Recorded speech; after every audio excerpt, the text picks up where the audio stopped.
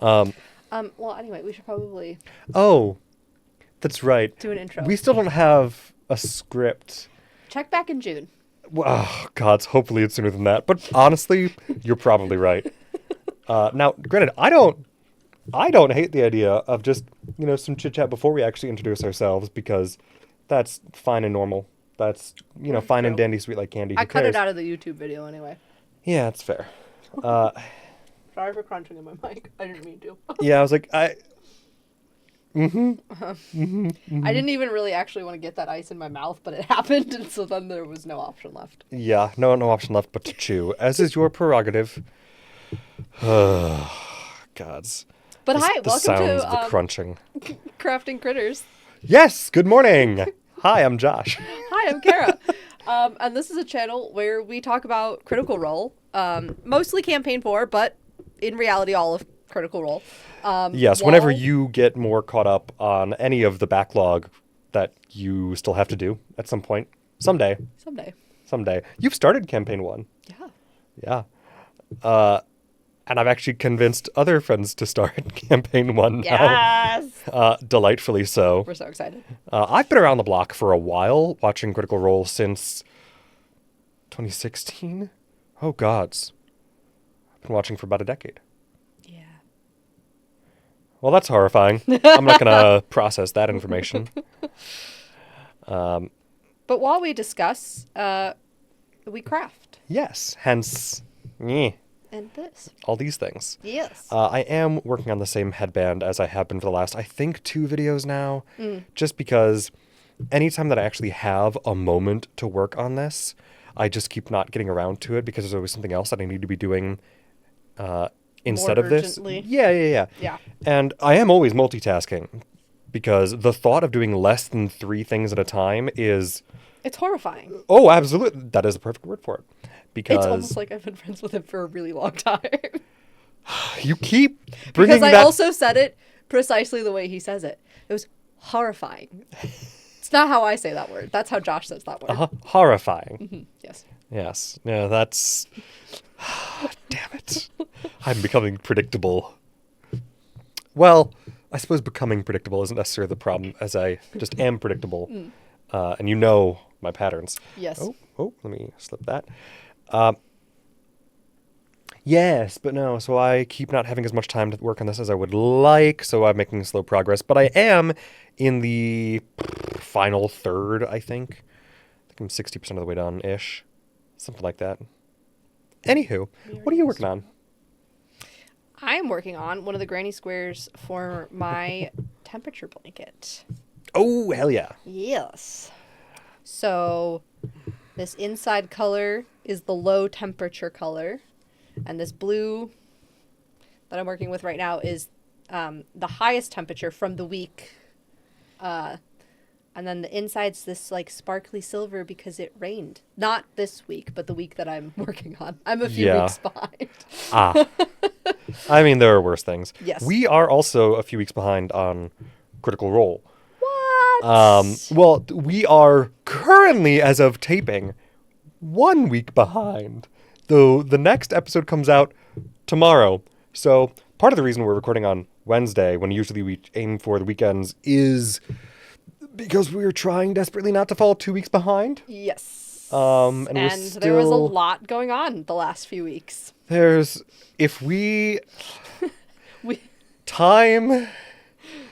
is a very limited resource, unfortunately. Yes. So we're doing the best with what we got. And that, unfortunately, right now means we are still behind. We're even behind on YouTube. Whoops. Oh, well, yeah. I'm working on it. It's how it goes. We will live. Yes. But that means that today we are... Oh, God, what's the episode number? I have it. 13 and 14.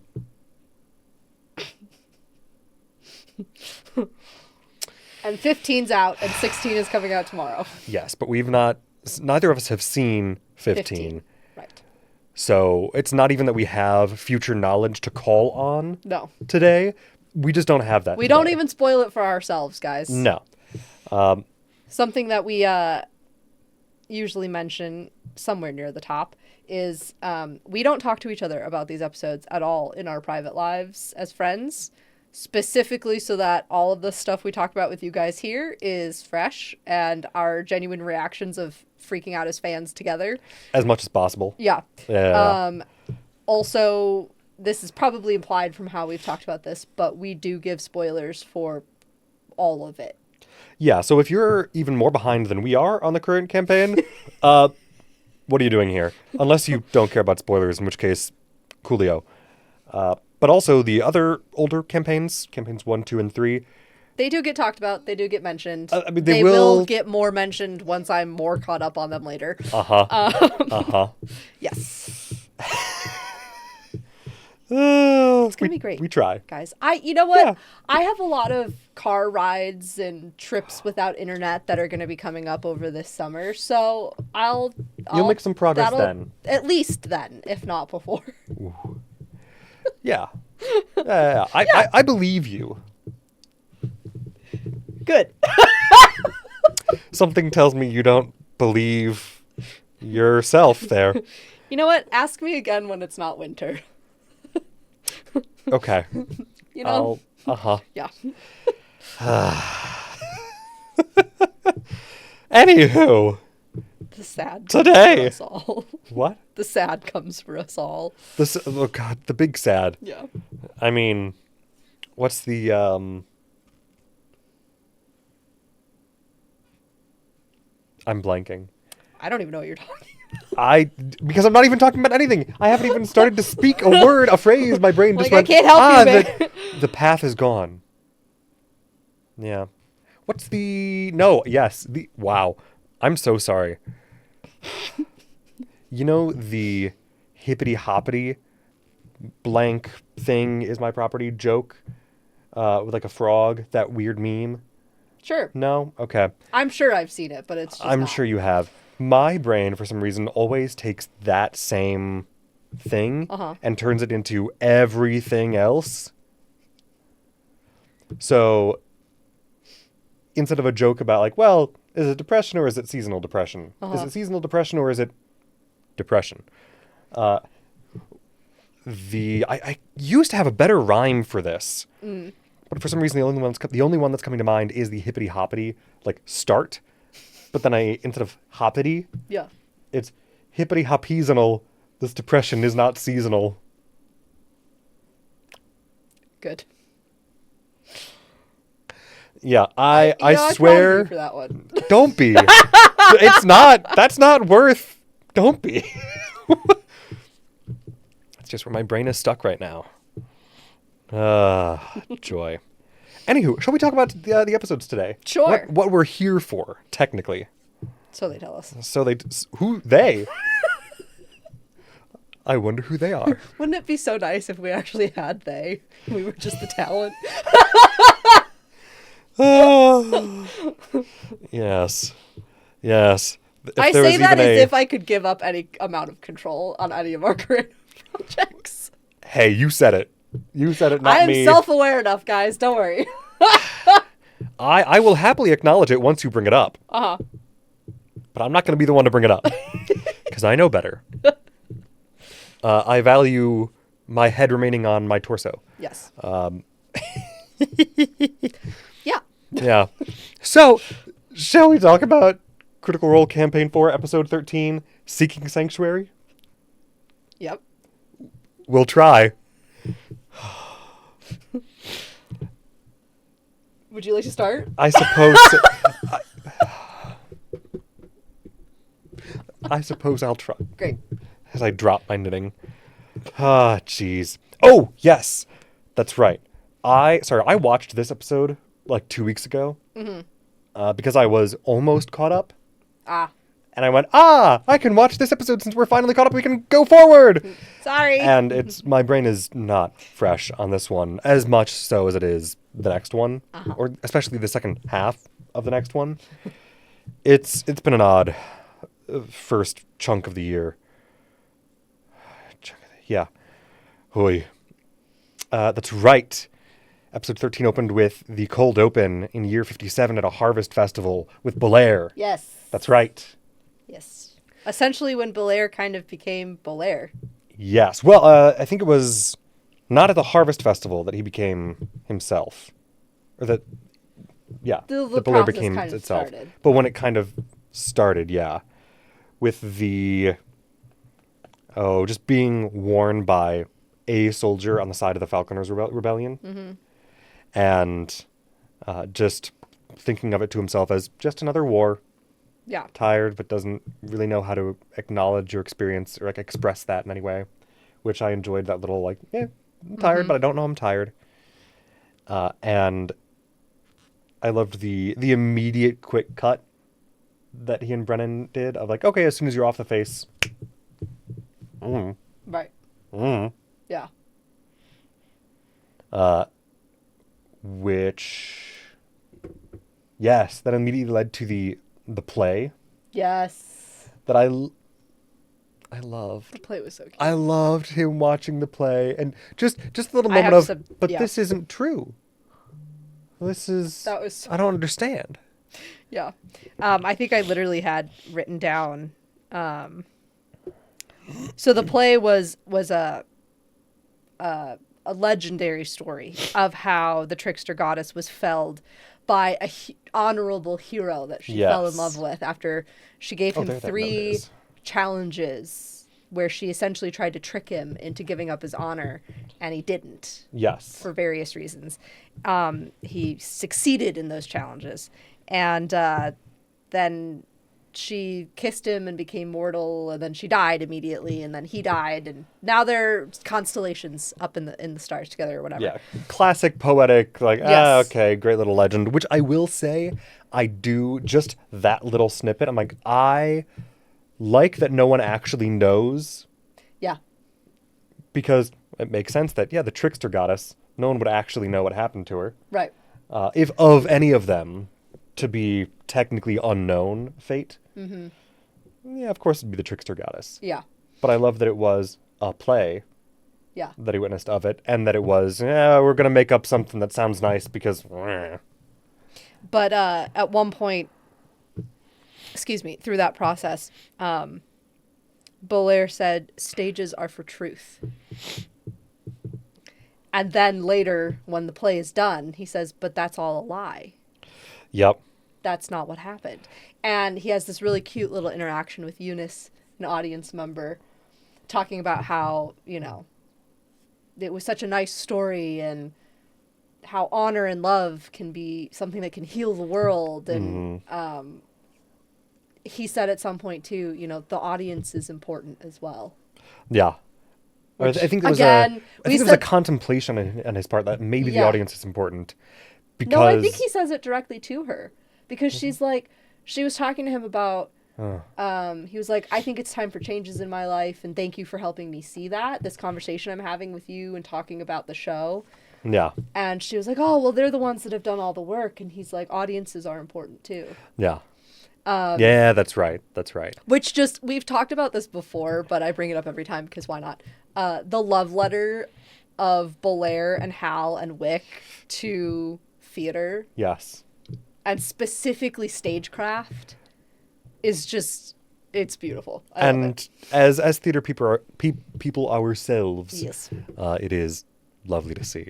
Yes, yes. And I loved I specifically wrote down as an early contender for one of my favorite quotes of this episode was the stages are for murder, stages are for truth.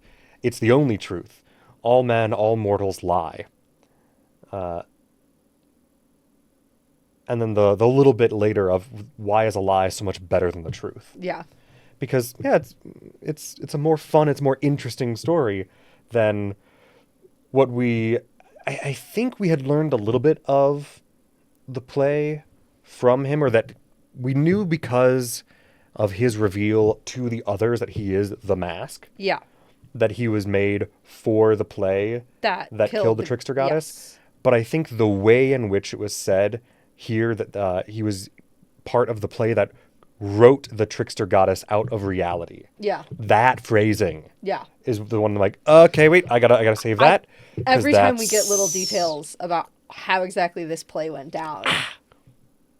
you're just like, what the fuck happened? Yeah. What the fuck happened? Yeah.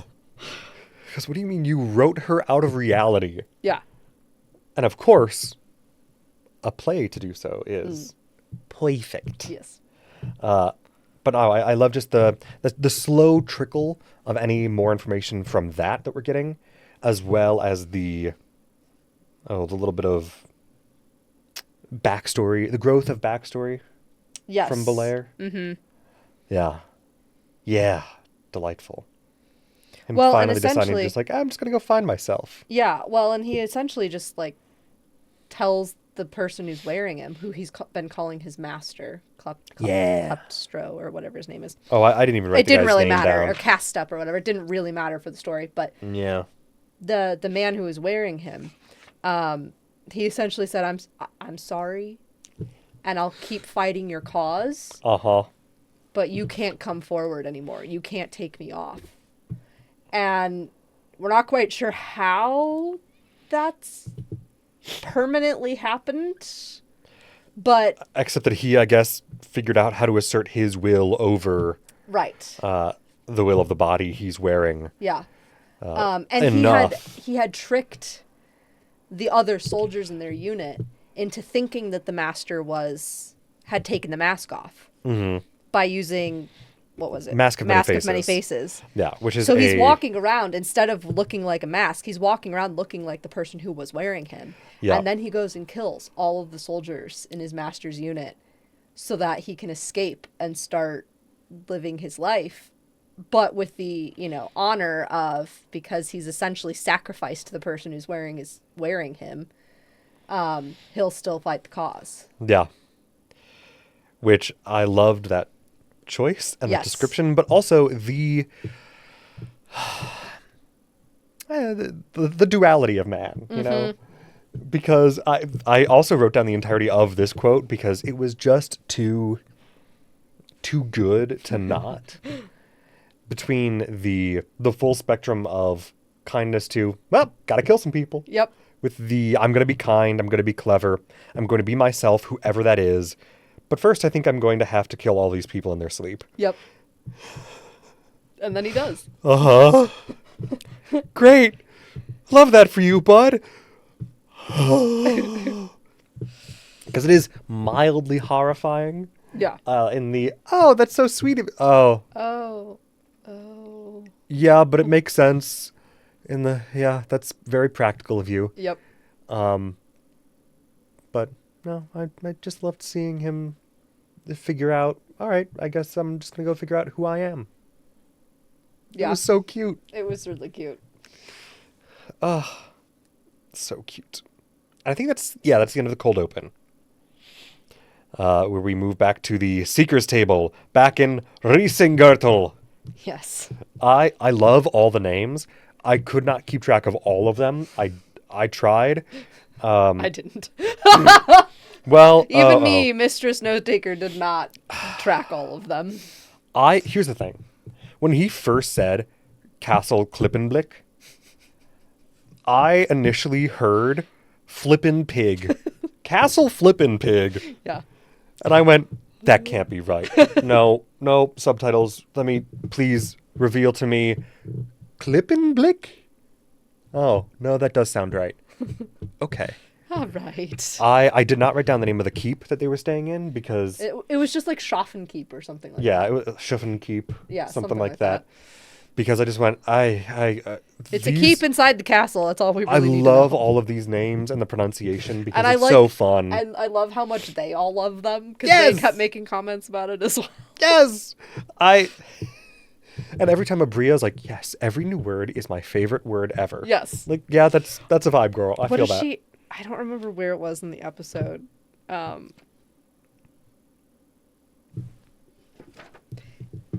And it wasn't like an important to the story, so I can say it wherever I want. It may even have been the next episode, if it's anything along the lines of what I'm thinking of, but also I have no idea. Well, maybe it is. Wait. Okay. Well, anywho, while you search for that, Yeah. it is confirmed that they will be confined to that one wing of the castle, something like the the Chef'n Keep, if that's even remotely close to the name. I think it is. And they're hoping to send a bird to the Golden Orchard to find out who is still alive. If anyone. If anyone, hopefully somebody. But Yeah. as Brennan, as Aranessa pointed out, or like kind of led them to multiple times, yeah, why would the Taconuses be spreading an easily disprovable lie if it was easily disprovable? Mm-hmm. Like, yeah, But there's also- also the logical element of, well, if the Royce family found a way back to Fairy, why would they just disappear back there? That feels crazy. Well, and also, but you have to think about how far the Golden Orchard is from all of this. Yes. And because, like, when Julian's writing the letter, he knows that his mother may not know that his dad's dead yet. Yes. And so if you think about it, the Taconuses either A, might think that it's going to take too much time for information to reach the Golden Orchard and then reach back to Dolmakiar for whatever it is they have planned. Yep. Or they do already have a plan in place and or have already done something horrible at the Golden Orchard. Which is more my inclination. Sure. I mean, granted, I don't know yet. Even past episode 14, I'm not sure. Right. But my guess would be, and what I think Julian is also most worried about, and Aranessa as well, is, yeah, everyone else at the Golden Orchard might be in imminent peril as well. Yeah. Though, you do make a good point. We don't know if Taconuses are just trying to buy enough time in the city of Dolmakiar to do whatever it is they're trying to do there. Side note. Sorry, tangent. I had another thought about the statues from the soldiers' table. Oh, okay. And I don't remember if we already brought this up, Okay. but it occurred to me, just thinking of parallels with our own country's history, recent history, Lived experience. lived experiences, all the above. Yeah. What are the chances you think the Taconuses are actually trying to use those statues to build a kind of spy network? I thought we had talked about this. Yeah. Because I was kind of working under the assumption they are. Okay. Like a spy network. I don't remember if we had... Because they all have detect magic already. Yes. Like in process or whatever. But when they were statuized. We may have talked about that. Yeah. And it may be that my brain just kind of let it on the back burner and then pulled it back up. Yeah. And went, I don't know. Yeah. But, okay, cool. As long as we've already probably talked about that. Great. Yes! As part of hopefully letting Julian send the letter, Aranessa goes to distract Otto Einfassen. And hopefully not give him a chance to, meet with his advisors before meeting with her. Right. Because we don't really know what the Einfassens are going to do at this point. International super spy. Super spy! Yes, thank you. The international super spy. It's gonna get stuck in my head now. Thank you so much. See, the problem for me, any kind of like spy related thing, my brain immediately goes to Agent P. Perry the Platypus. Good. He's an egg-laying mammal of action. Or semi-aquatic egg-laying mammal of action. That's it. Did I get this? Yes, but then, so Julian goes to try to get that letter sent. And just the passive, not even like fully passive, but we're totally going to get this letter sent for you, bud. Don't worry about it. Okay, then let's make sure this letter doesn't get sent. Mm-hmm. And the fact that they not fully give him the runaround, but that the guard takes it Yeah. to A minister? back door Yeah. where one of Einfassen's ministers is, and he hears Aranessa's voice on the other side of in that room. Yeah. So clearly that's Otto's meeting room. Yeah. And, that letter's not going anywhere. But, but intercut with this was Octus. Everybody was given a bath Yeah. or was given The option. the option of to take a bath. Taisha in the baths. Like Phenomenal. I love her. Which also kind of makes sense in the. Yes! Andy, that's a great point. Secret Agent Cody Banks. Yes, you're correct. Yes, Taisha in the baths. Phenomenal. Just I know living I'm her not best a ranger, life. but my Favorite terrain is the bath. Phenomenal. It's hilarious. But I also think it does genuinely make sense for somebody who is kind of constantly traveling that you go, oh, we have an opportunity to take a bath? Cool. I'm living in this for a little bit. Yeah. I'm not passing this opportunity up. No. Well, and I had the thought, Oh, yeah. Well, especially as a character and a woman with locks, Yeah. Yeah, no, that's fair. you know, where you actually have all the nice oils and soaps and whatever it was that they had all put out, and she's shampooing her hair and Okay. Not as toasty as I feared. my hands are so cold, and I didn't realize it until I picked up the tea. Good. Good. No, that was what I was worried about when I picked up the tea. I Yeah. thought I was going to burn myself, but it turns out it's a piping hot mug of pretty warm tea. But yes, the whole bath situation. First of all, that. But second of all, just the question of, hey, is Octus watertight? Yeah. And Octa's being like, even if I wanted to find out, they're getting naked, so I'm leaving. Yes. He's like, oh, and I don't know what's happening here, but I know what could be happening here, so I'm gonna bounce. Baths are so nice. Yes. Yes. God, always love a good luxurious bath. Yeah. And you know, Taisha and Valus having their little kind of come to Jesus. Hey, I respect you and I respect what you're doing, but if you fuck with anybody I care about, we're gonna have problems in a really nice way. Yes, and specifically finding out, and I don't know if we knew this before, but getting additional confirmation that the veil that Valus wears is a mourning veil. Yeah. For her dead goddess. Yeah. Yeah. Also, getting in a bath wearing nothing but A a mourning chainmail mourning veil, Yeah. badass as hell. Yep. Love that. Oh. But when Julian was going to do the other thing with the bath, just because it doesn't matter in terms of the time sequence of this. Oh yeah, no. It's Taisha being all like, "Can I give Pin a bath?" yes. She's like, "He really needs one," so she gives Pin a bath too. I mean, he is an undead, stitched together fox. He She's like- it probably was could something like use a little help. He smells like rotting something in an old cabbage or something was the quote. Oh gods. It was really funny. And everyone's like, yeah, of course you can give Pin a bath.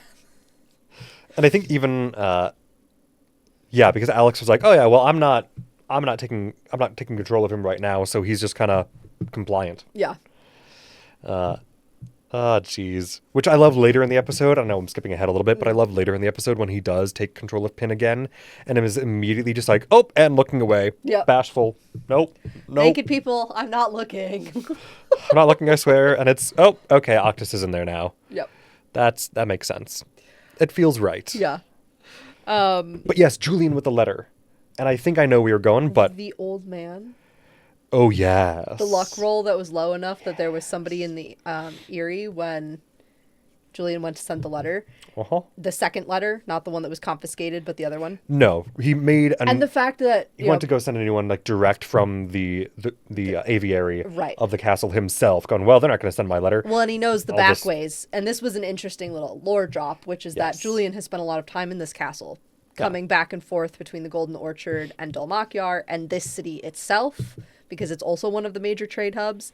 So he knows this castle. He knows the layout of it. He knows the back ways up to the aviary or the Erie or whatever.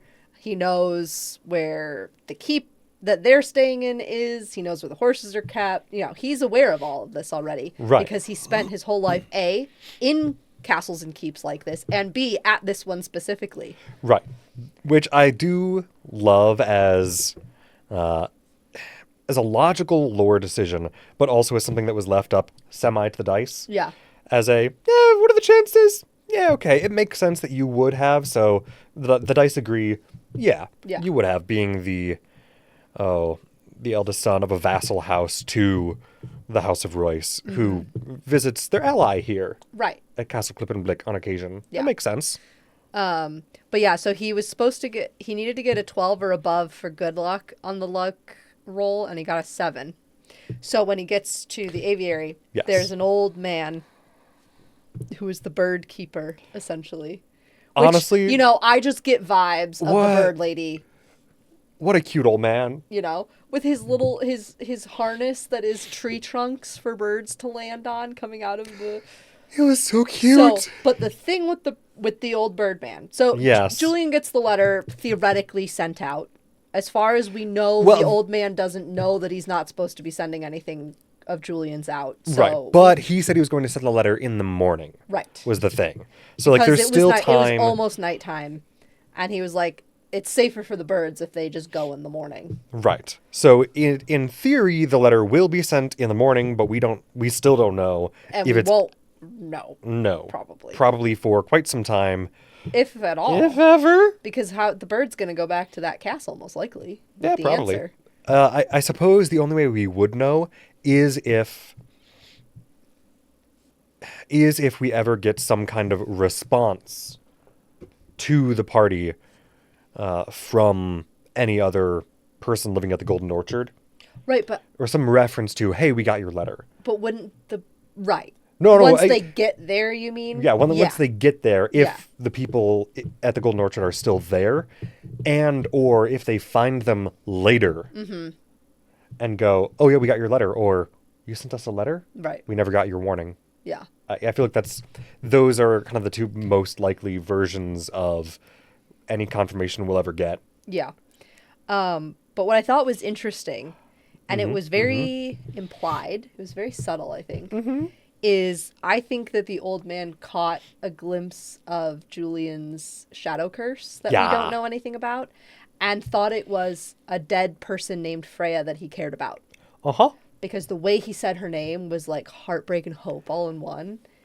Like clearly the tone of somebody who thought this person he beloved was like long dead and just saw her out of the corner of his eye Yep. where Julian's shadow was. And we know that Julian's shadow is holding a curse of some kind and There's seems something there. elongated or larger than it should be given the circumstances of lighting that he's ever in. Uh-huh. And he also rolled was it too high or too low? And I don't remember if it was a wisdom saving throw, or I think it was, right? For Julian, where it sounded like, wow, if I could speak. It sounded like there was some check that Julian needed to roll to notice the shadow.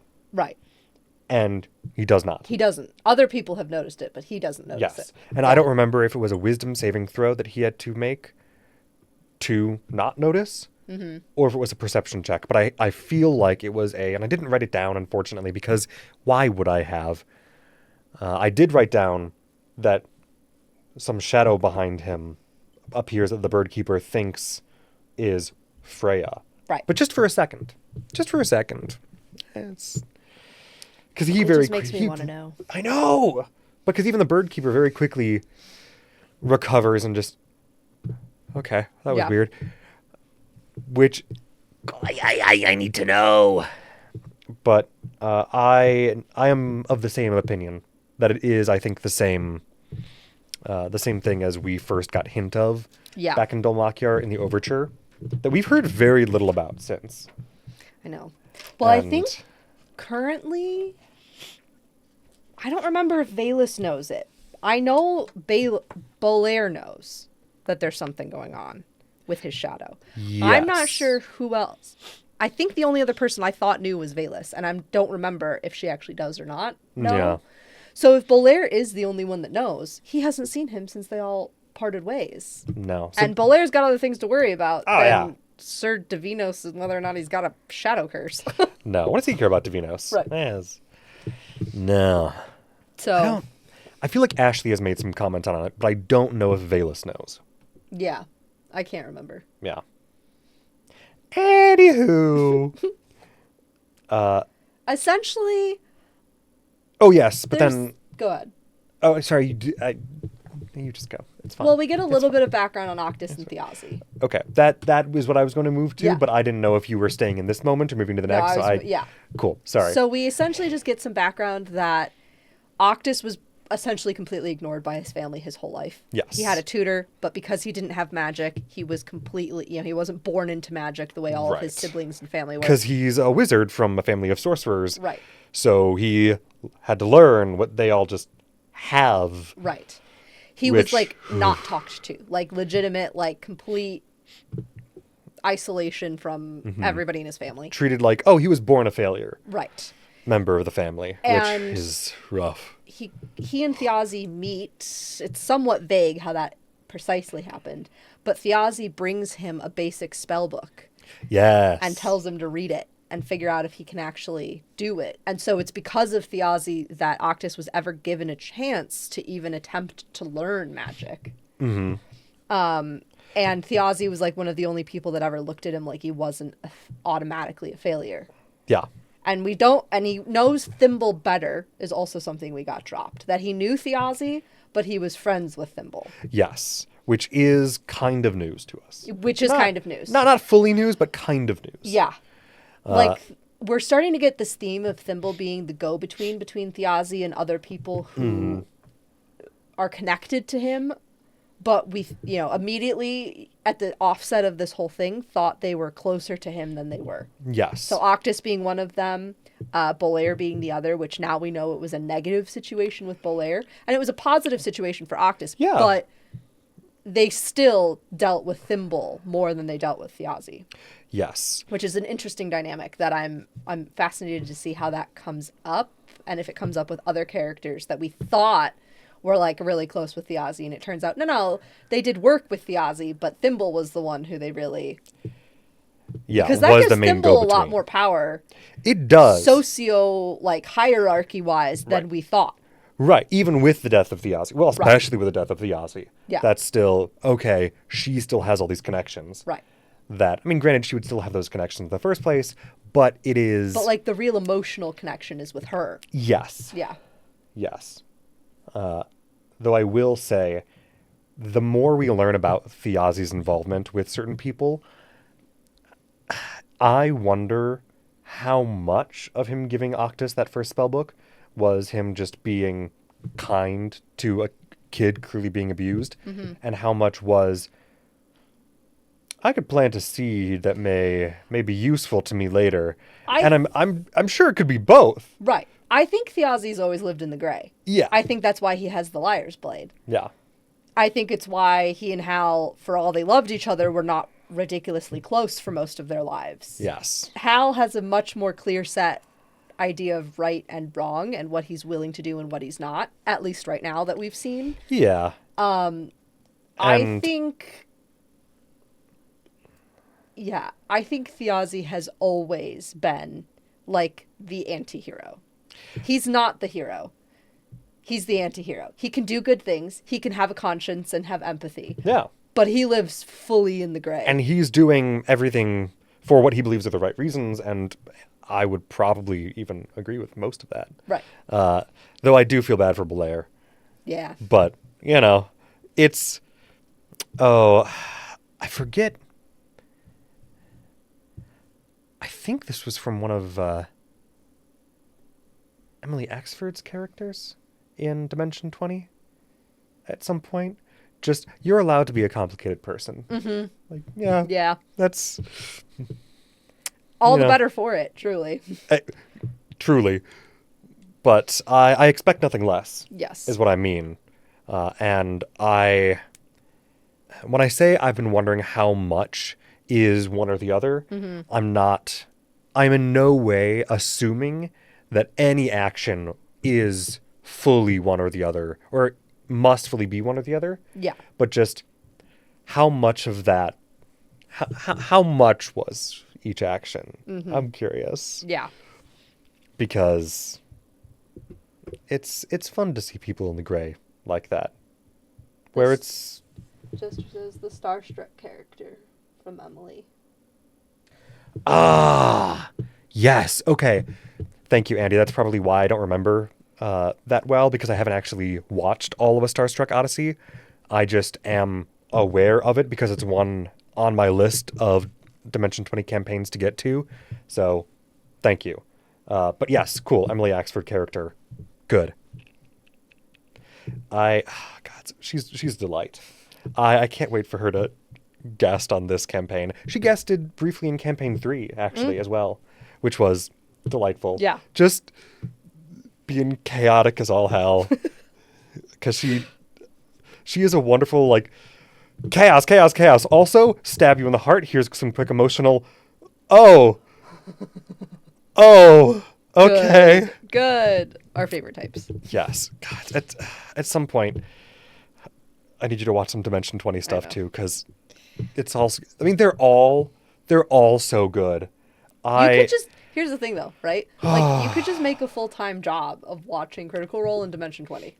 Yes. Literally. Yes. I've thought about this when I've been like, oh man, I need to catch up more on campaign 1, or I want to, whatever. I'm like, man, this is so much, and I love it. But oh my god, it's so much. When you're playing catch up and not just watching live as things come out, like we're doing for campaign 4. No, it's tough. It's tough. Like when I was just watching Critical Role for a long time, it was relatively easy to keep up because I was just watching that. But I also had a lot more free time at that point in my life. But even so. Andy says it's actually season 1 of Fantasy High. Was it season 1?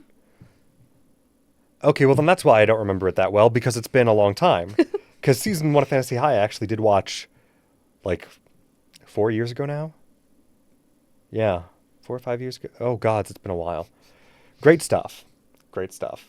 Every once in a while, I'll just think about some of those characters and some of the stuff they've gone through, and just like, all right, this is something nice to cry myself to sleep to. All right. Anywho, Critical Role. Yes. Where was I? Where were we? What's going on? Thiazi being a morally great character, which we already kind of figured. Yes. But yes, I love seeing specific actions taken by Thiazi in the past, showing more and more of, yeah, that was a nice thing to do. But also, it's a great way to, all right, I'm going to build a connection here in this family of horrible people. Yeah. Yes, and that's right. The reason we were getting this kind of talk about Octus's backstory was because Valus and Octus were having a little conversation at some point after she got out of the bath. Yeah. She was trying to figure out for this conversation, in case you were curious. Yes. Trying to figure out, hey, what are you doing here? How did you get here, man? I want to understand more about your deal. And I love getting even a tiny bit more about Valus's sisterhood as well. That little religious organization in mourning of a dead goddess. Yeah. Yeah. And that's right. And Brennan bringing up that even Valus doesn't actually know what the stone is. The stone's full story. Like, yeah, it's one of her most holy relics, but like, she's not specifically a lore keeper of her church or anything. That's not her job. Sorry, I'm reading Andy's things. No, you're good. You're good. They've also just released Dropout 24/7 today, starting with a marathon of all Dimension 20, which is essentially a TV channel of all of the Dropout shows. That's awesome. Thank you for telling us that. That's fantastic. Thank you. This is good great news. But also, when will I have time? You don't. I don't. I'm so sorry.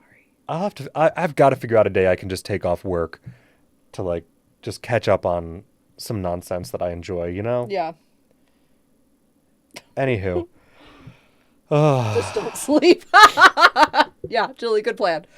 He should definitely go work with chemicals after not sleeping. Well, hey, as long as I don't think that I have to handle any heavy duty solvents the next day, I should be fine. Yeah. It's fine. Who cares? It's fine. As long as I'm only working with like IPA and acetone, it doesn't matter. I mean, it still matters, but no, but who needs sleep? You're never going to get it. Who needs sleep? Tell me, what's that for? And I do love the little implication or the little discussion of, Vela's never really learned how to say goodbye, being, an immortal elf. Even with many of her people and her goddess dying. Which, that tracks. Yeah. Yeah. Oh, gods, what is... I'll be fine. Yeah. That is literally... super safe. Andy, you probably don't know this about me. But I consistently, it's my lifelong catchphrase of, it's fine. It's fine. It's totally fine. Yeah, it'll be fine. It's fine. It's fine. Oh, yes, which I suppose we don't actually have our Twitch chat visible running in any way in our YouTube videos. No. So for context, for anyone watching on YouTube later, we're responding to Twitch chat. Yes, we're responding to Twitch chat. I've never thought of... Anywho. It's already 7:30 at night. Just so you know, we may need to pick up our pace. A little bit. Just a little bit. Especially if we keep having this many tangents. I loved the little, flashback sequence we got with young Julian. I literally just have, "Aw, Matt," written in my notes. Yup. Because his face at the end of that flashback and, the regret of his last day with his dad not being, a moment Julian is proud of and not having expressed to his dad the love and care they had for each other. And then that flashback in particular. And describing that as that was probably one of the last times he had kind words to say to me. Yeah. And Matt's face was it wasn't just acting anymore. He was responding to the emotion of it. And then you look over and Ashley's crying. Yes. Me too, girl. Me too. And Alex is trying to comfort Ashley because she's just got tears streaming down her face. It was tough, but it was so cute. And I love, just Matt pitching up his voice a little bit. To be young. Yeah. Oh. Okay, now I'm crying. He's crying. Yeah, don't mind me. Don't mind me. I'm a crier. Andy said 1 week for OBI, 1 week for dropout. Yeah. Oh, gods. Who needs a real job? We'll just do our side gigs that don't make us any money all the time. Yeah, it'll be fine. Great. Maybe I can stream playing Overwatch and Expedition 33. And Pokemon Shield. And Pokemon Shield. I'll help. I'll throw it. Yes. See, this is yet another reason we just need to get all our friends together and do a content house. Yes. Just get everybody... Don't you guys think we could totally do it? Yeah. Yeah.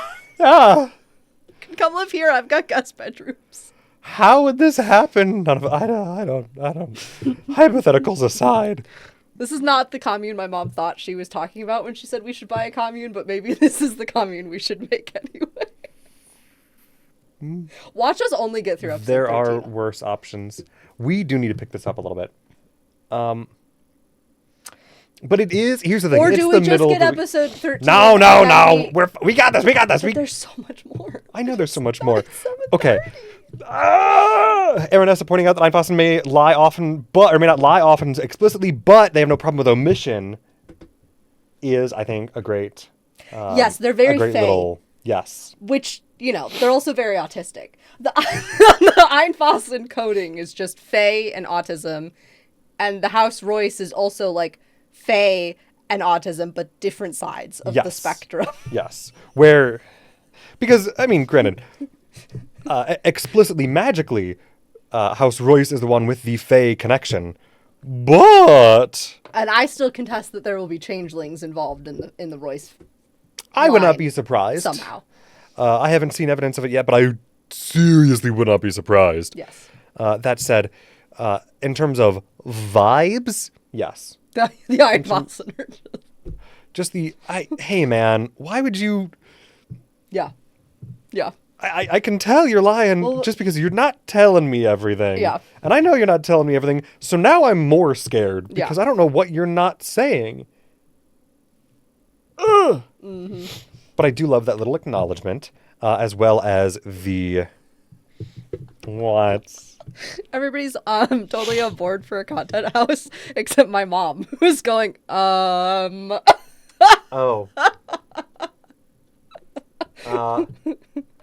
Oh, come on, Mom. Don't you want a bunch of other 20 and 30-year-olds living in your house playing video games and streaming and making podcasts all day long?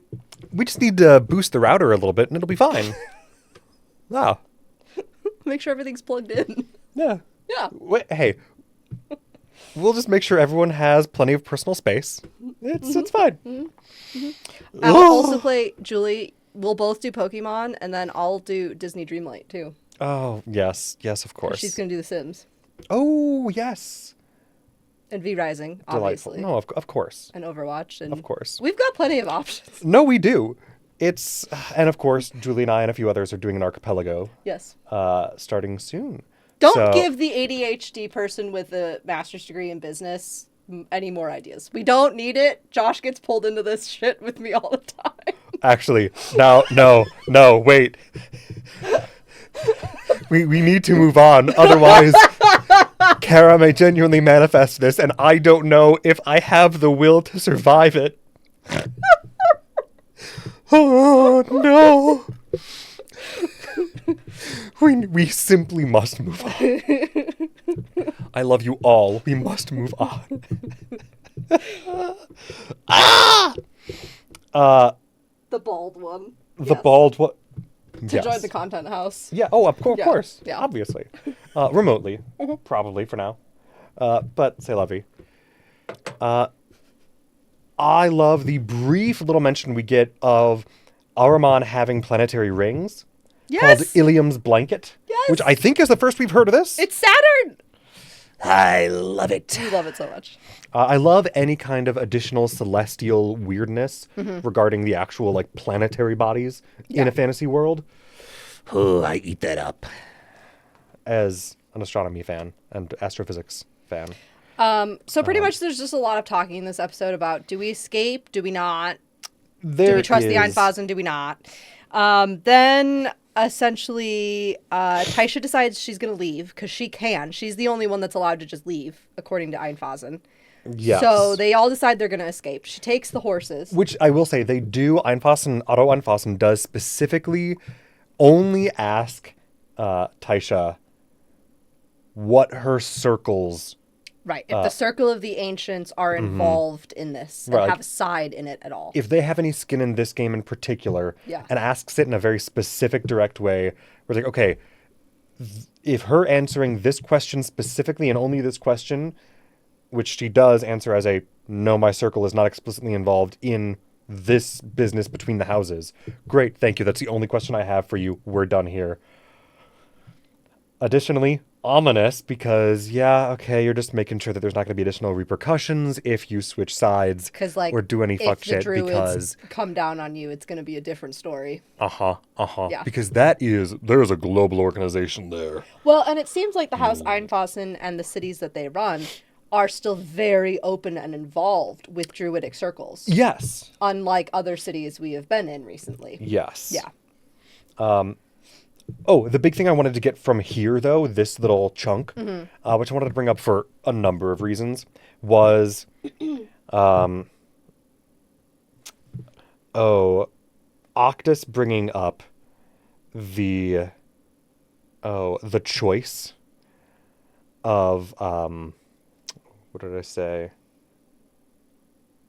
Oh, yeah, the likelihood is that Einfassen may choose to side with the perceived winners instead of with, justice or, like, honor of the old alliances with House Royce because, well, we're looking to keep ourselves up and Right. have Protect your house, even Yeah, if it protect means your house. betraying some of your other allies and your core beliefs. That's fine. Yeah, and I like specifically Alex as Octus bringing that up with the, okay, well, will they make basically the same choice that House Royce did in the Falconers Rebellion, and Brennan as Aranessa contemplating that as yeah, that is kind of what happened.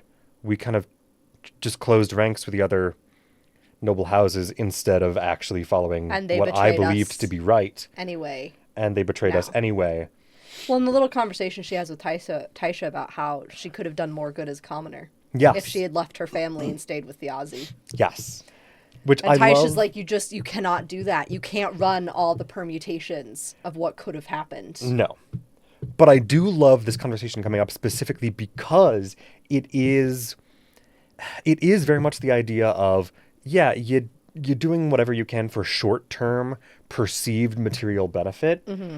But in so doing, probably allying with somebody who's just going to discard you the moment they get the chance. You can't prove this is allegory. Well, but that's the thing is I need you at some point to watch Andor. I need everyone to at some point watch Andor. It's a beautiful show. I love it so much. I'm just going to make a sweatshirt It's- with Brennan's face on it that says you can't prove this is allegory. First of all, that's a great idea. But because specifically, one of the things I love about Andor is a character who is, a more working class version of this personal dilemma and more directly analogous to the plight of individuals who choose to do horrendous fuck shit because of some, again, perceived material benefit in the short term. They think, oh, I'm going to get, some like financial stability or respect or whatever power over others for Sure. whatever reason if I do X, Y, or Z horrible thing. Not realizing that, hey, the people you're doing this for don't give a shit about you. They will happily discard you the moment it's convenient for them. Who do you think you're kidding? Only yourself. Yeah. And there is a character who really embodies that really well in that show that I couldn't stop thinking about that character during this conversation. Yeah. And also that character, one of my favorite edits I've seen of him was to Bob Dylan's A Pawn in Their Game. Yeah, great stuff. Yeah. But no, love that moment. And just Aranessa, oh shit, that is kind of what we did. Oh, I'm going to have to process that. Yeah. But yes, Taisha, go and grab the horses. Sorry, just needed to interrupt Yeah. because it's those little super juicy bits. I'm like, I can't pass up that moment. Yes. The other important question that Julian brings up before they escape is if the House Royce ceases to exist, does Fairy stop being connected to Armand completely Yes. as well? Like, are they a permanent, the tether? Right, because the Golden Orchard is located between Fairy and Mortal Realm, technically. Technically speaking. And so when the doors of Fairy were shut and Mortal Realm was closed off from Fairy, but the Golden Orchard still has some connection, and the Golden Orchard hasn't left the Mortal Realm, so it's still in this kind of odd, like, in-between lockdown state. Yeah. Yeah, I want to know more of what that connection is like. Well, so we get a little bit of the history nugget. Nessa wears an amber necklace, and when she activates it, essentially, I love this imagery, and I've used it in some of my own stories of the past. It's very Avatar: The Last Airbender, of all the past iterations. Yes. So her female ancestry line, her matriarchal line, shows up behind her, kind of in this, like ghostly, illusionary state. And you hear this quote, and it's being said in Sylvan, which is the fairy language. So the only person who understands it, other than Aranessa herself, is Julian. But the quote, "For what you have done, young mortal girl, to save the world of fairy, your children and your children's children, in generations beyond counting, will ever know the blessings of our kind." Right. So now we know an ancient House Royce young woman, child essentially, did something that we don't know.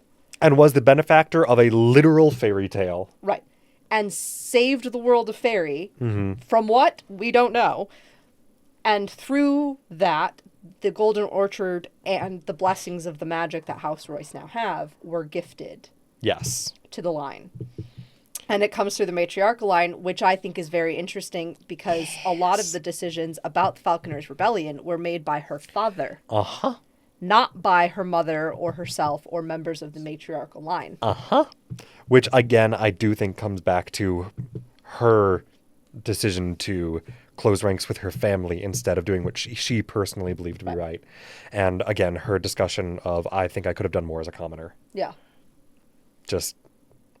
ooh, that hurts. So we also get Octus decides to tell them, House Einfossen, that he's alive. But he does it in, like, the most chaotic way of just, here, I'm writing a letter saying thank you so much for your hospitality. Actually, the Royces didn't kill me, despite what my family's telling you. My family killed me. Yep. Does not explain that he's undead. Just says, no, my family killed me. Yep. But thank you for your hospitality. And leaves that letter with a, like, dead, reanimated cat that he allows to just, like, completely destroy the room. He commands to destroy the room. Yeah. Complete. And then he's like, oh, the vulture's back. Yes. So the vulture Very quick. That he managed sends to catch the bird that had the letter from the spy from the last episode. Uh-huh. But the vulture also had bits of like wicker. in its mouth. Uh-huh. So the bird with the letter got where it was going. It delivered its letter before the vulture killed it. Haha.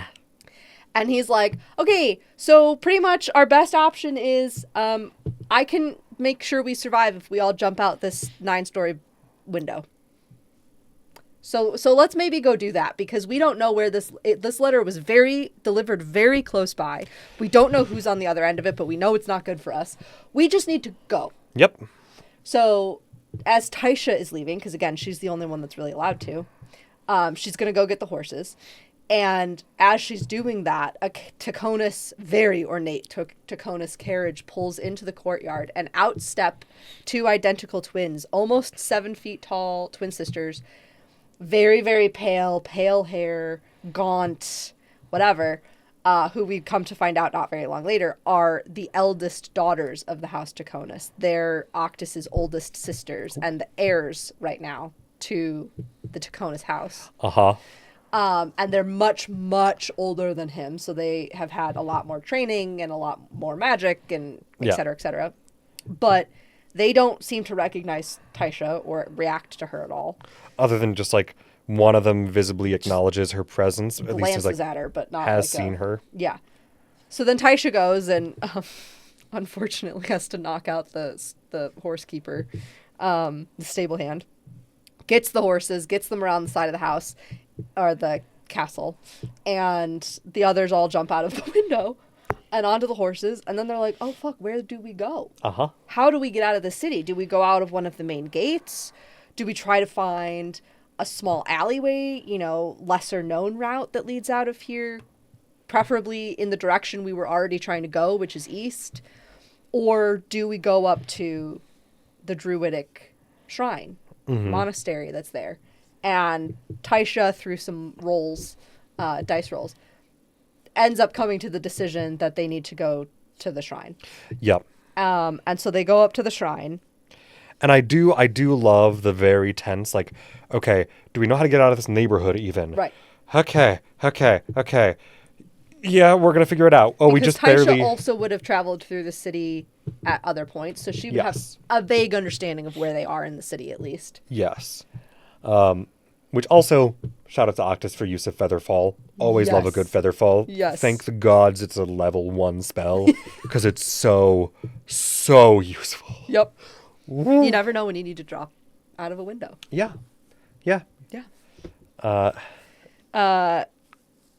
So they get to the shrine. Yes.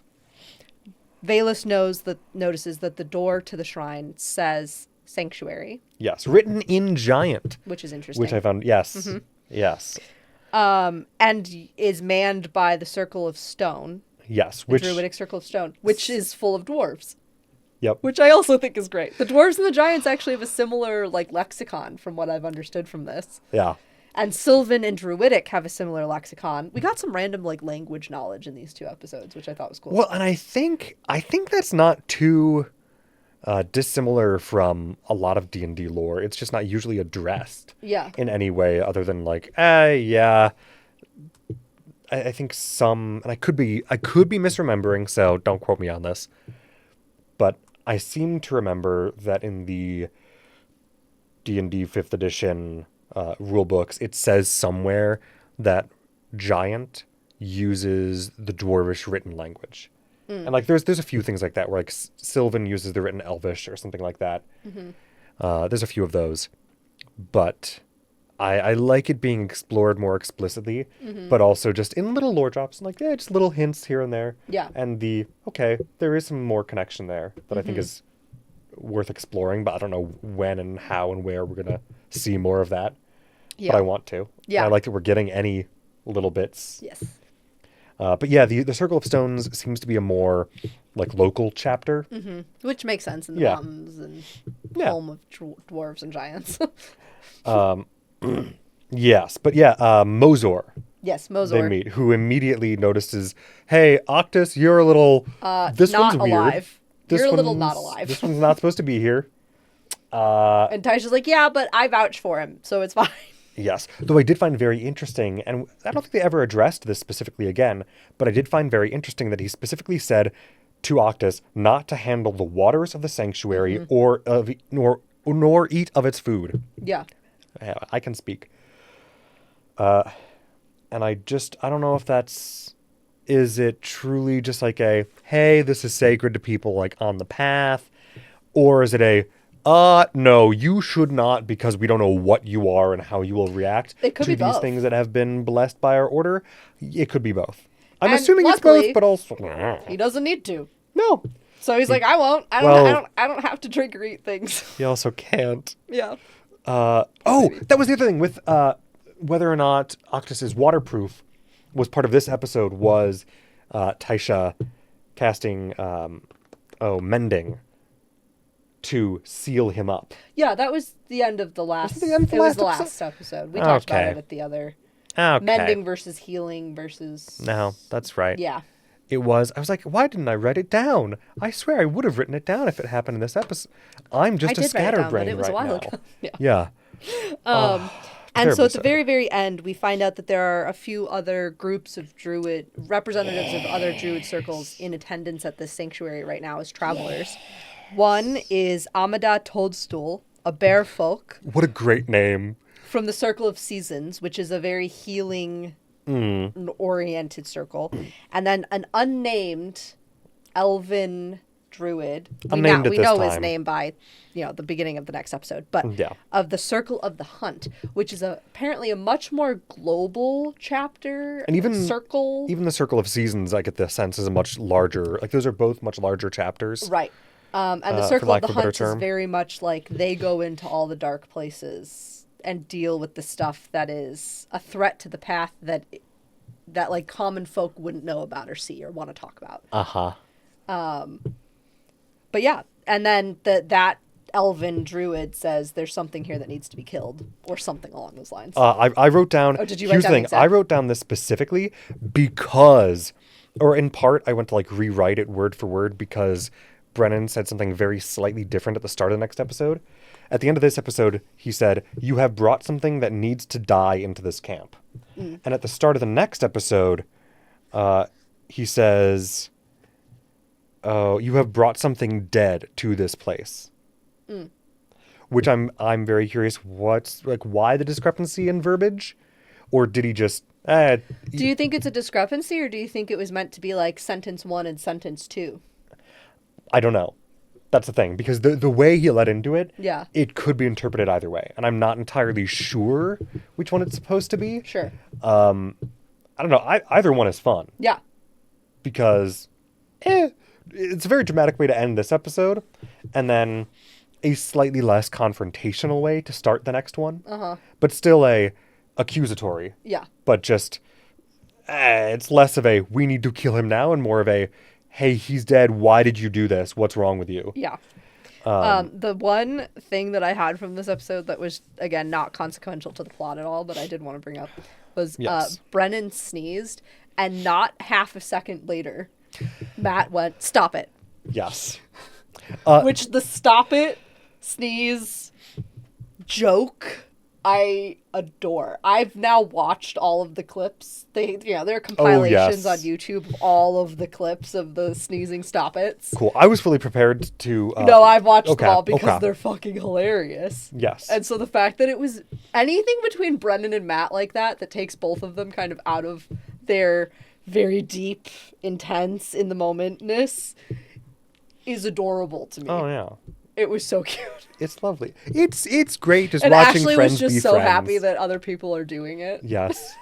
Because it was mostly an Ashley thing Mm-hmm. for a while. But like, I know Laura's done it at some point. I think Oh, Sam's yes. done it at some point during this. So 'Cause I think it's spreading. I seem to remember, and I could be misremembering, but I seem to remember that it started when Ashley did that to Sam at some point because he kept sneezing, and she just went, "Stop it!" Yeah. And then it was And like, now people do it to them at live shows, which I think is hilarious. yeah, it's just caught on as a bit that they somehow backed into. What did Andy says we got Spec Ops druids before GTA 6. Yeah, Yeah. Pretty yeah. much. Yeah. No, you're 100% right. Yeah. Oh, the Spec Ops druids. I'm reading a romance series with special operative Oh, fun. people. Is it? Is it what? You're gonna have to get more specific than that. Is it fantasy or simply AU? No, it's pretty based in reality. Oh, okay, It's an interconnected world, so there's multiple series. Mm-hmm. You know, it's like there's this one private security firm, and then there's a kind of black ops private group, and then there's we train civilians, but we also help out with shit stateside when shit goes wild. And they're Of all course. former military or whatever. Yeah. So each series is one of those groups, and then they're all kind of interconnected with each other too. And then every book in all the series is a different couple in terms of like the romance aspect. But they're actually predominantly plot books. So there is smut in them, but they're predominantly plot books. And most of them are completely modern worlds, Yeah. like realistic. There is one series where the female main characters are all slightly psychic, but is explained not as like a fantasy psychic thing, but as Sure. a like, well, you know, special operative soldiers are trained to have like a sixth sense about things that you can't really explain. Sure. Is it so hard to believe somebody might be able to see auras? Sure. So That's a vibe. not really fantasy, but not entirely realistic. Yeah. But you just kind of suspend your disbelief for that one. Cool. I honestly, what is See, not content house, content commune.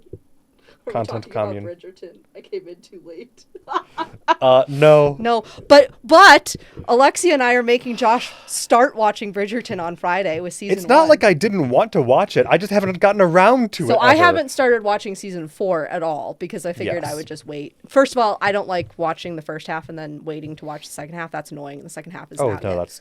Yeah. But yeah, no, we're starting Josh over at the beginning, Alexia and I. Yay! Yes, that will be fun. Again, I've just been meaning to get around to it forever, and I just haven't. Yes. Because it's been oh yeah, it's on my list. It's on my list. Oh, there's a new season. I'll get to it soon. Yeah. No. I was. What is? Friday. Friday. Yes. Yeah, my mom watched part 1 too, and she told me today that was a mistake. Oh joy. Watching it without part 2 being out. Oh joy.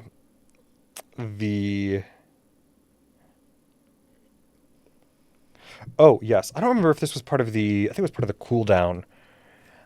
Which I don't watch those. Yes, but I wanted to bring up a couple things from that. Yes. Because I do watch those specifically so I can catch extra little details whenever they're leaked. Leaked, what have you. Dribbled out. There's a little like, ooh, here's a little crumb of content. I didn't like how you said that. I'm sorry. I'm trying to think of an appropriate Trickled? trickled. I don't know if that's any Trickled. better, but That's more what I was thinking. Good. But here's the thing. The more we talk about this, the more I am just envisioning like one of those hamster water bottles. I read too many smut books for that to be what I'm thinking about, Josh. No. See, that's also what I'm thinking about. That's also what I'm thinking about at the same time. And also part of the reason I was asking whether or not the Spec Ops romance series you were reading had fantasy or not is because I was trying to figure out from as little context as possible whether or not it was a reverse harem Omegaverse Spec Ops book.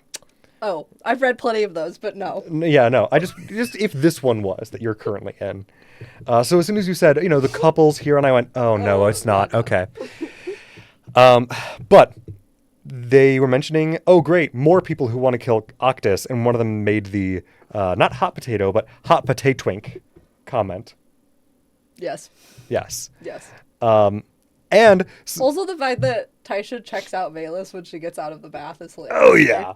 She's like a bi queen. Yes. Yeah. I think I wrote in the next episode, or maybe it was in this one at some point, the sexual tension in this party alone is delightful. It's intense. It's delightful. I love it. Oh, yes. Also, I don't understand. So What? you're going to have Okay. to look at those too. What is it? I'm going to turn the hot water back on, so if you guys hear it in the background, apologies, but I need more tea. The hamster water bottle on the IV stand conversation? No, I don't think I was. Hot potato.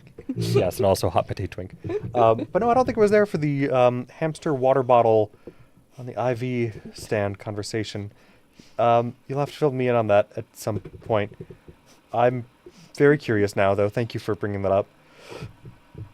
Pardon. Curiouser and curiouser. The other thing about cooldown, real quick. Yes. Two things. One more thing about Octus. Can he cry? They talked about this at one point in an episode I think it was a maybe if he tries really hard. where he was like, I feel like I'm crying, but nothing comes out. Yes. Or something along those lines, I thought. I thought so too, but they brought it up again briefly in that cooldown. But Brennan also talked briefly about the Shaper's War a little bit. Talking about the relationship between various peoples and like when they decided to turn against their god. Yeah, there does seem to be a timeline with that. Yes, because he described it, I think, a little bit as, there were the people who immediately went, oh, our god is asking us all to go rally in defense of the god of war, destruction, and death and cruelty. No, screw you, man. The orcs seem like they got a good thing going in killing their god. Maybe we should kill you too. And then there's like a second round, or a later round of joinees? People joining the fight. Later, when it was eventually revealed by the gods that, hey, once we destroy and like slaughter all of the orcs, we are all going to give 1/7 of all of our people to Asgura, so that he has a new people with whom to rule over. Yikes. And then they went, oh, this affects me now. Hey, don't do that to me. And the quote that I wrote down from Brennan was, when did you join the revolution? When it was just a moral thing, or once you found out your ass was going to be on the sling? You can't prove this is allegory. I'm pretty sure you can. I'm pretty... Regardless. His words, not mine. I love it. Also, your friends are talking And to also, you. oh, good God. Thank you. I love you all. Our friends are talking to us, but I think it has to do with the hamster wheel thing. It's so funny. It's Wednesday night, and like all of you are here. We really thought it would be like my mom, and just my mom. So it's great to see you guys. Thank you for coming. Oh yes, no, there's no hamster.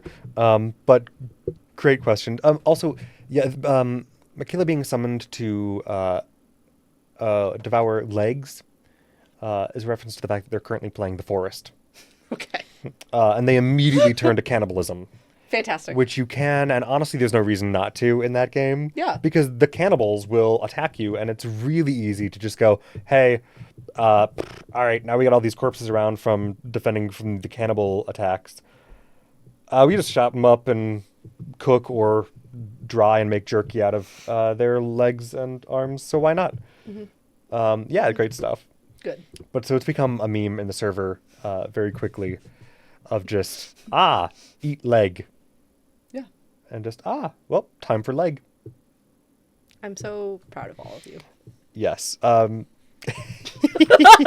Leg! Leg. Yes. All right. On to, unless you had God. anything else about episode 13. No, but it's 8 o'clock. I know! We can do this next episode fairly quickly, I think. Fairly quick. We'll be fine. We'll be fine. I've only got 5 pages of notes on it. 4 back and front, and then 1/2. That is like a quarter of what I had for the last episode. We'll be fine. You have 20 pages, don't you? No. In literally twice the size. I have 2 pages. Just Oh. under 2 pages. Okay, well, Total. that's pretty comparable. That's pretty comparable. And this first section is just the cold open. Yeah, that's fine. That's pretty comparable. Mine is... Again, I just want for reference, please show them 2 pages of your notes. Okay. Uh-huh. This is 2 pages of my notes. The fear. And this time. is, I've pared down. Now that we've kind of got an idea of what's going on, and there's less major lore drops and stuff like there was in the overture episodes, I've pared down my note taking. I believe you. And that's the horrifying thing. So, episode 14, A Bridge Too Far. Cold Yes, open. Andy, speed run. Soldiers in Timony. Yes, they're moving south toward Ardurin. And we Heading back to Dolmachiar. Yes. Because they need Bolair to undo the statuification of Sid. Petrification. Yeah, that one. Yes. But I love it. It's just Travis and Laura. Yeah.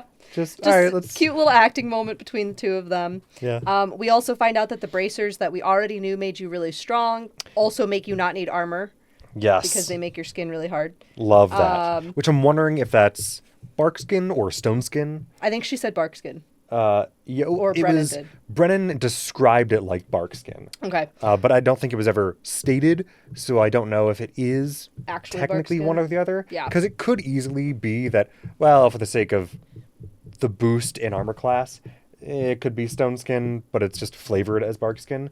But I do think Because they're bark skin called is... the braces of oak and birch, so that would... Yes.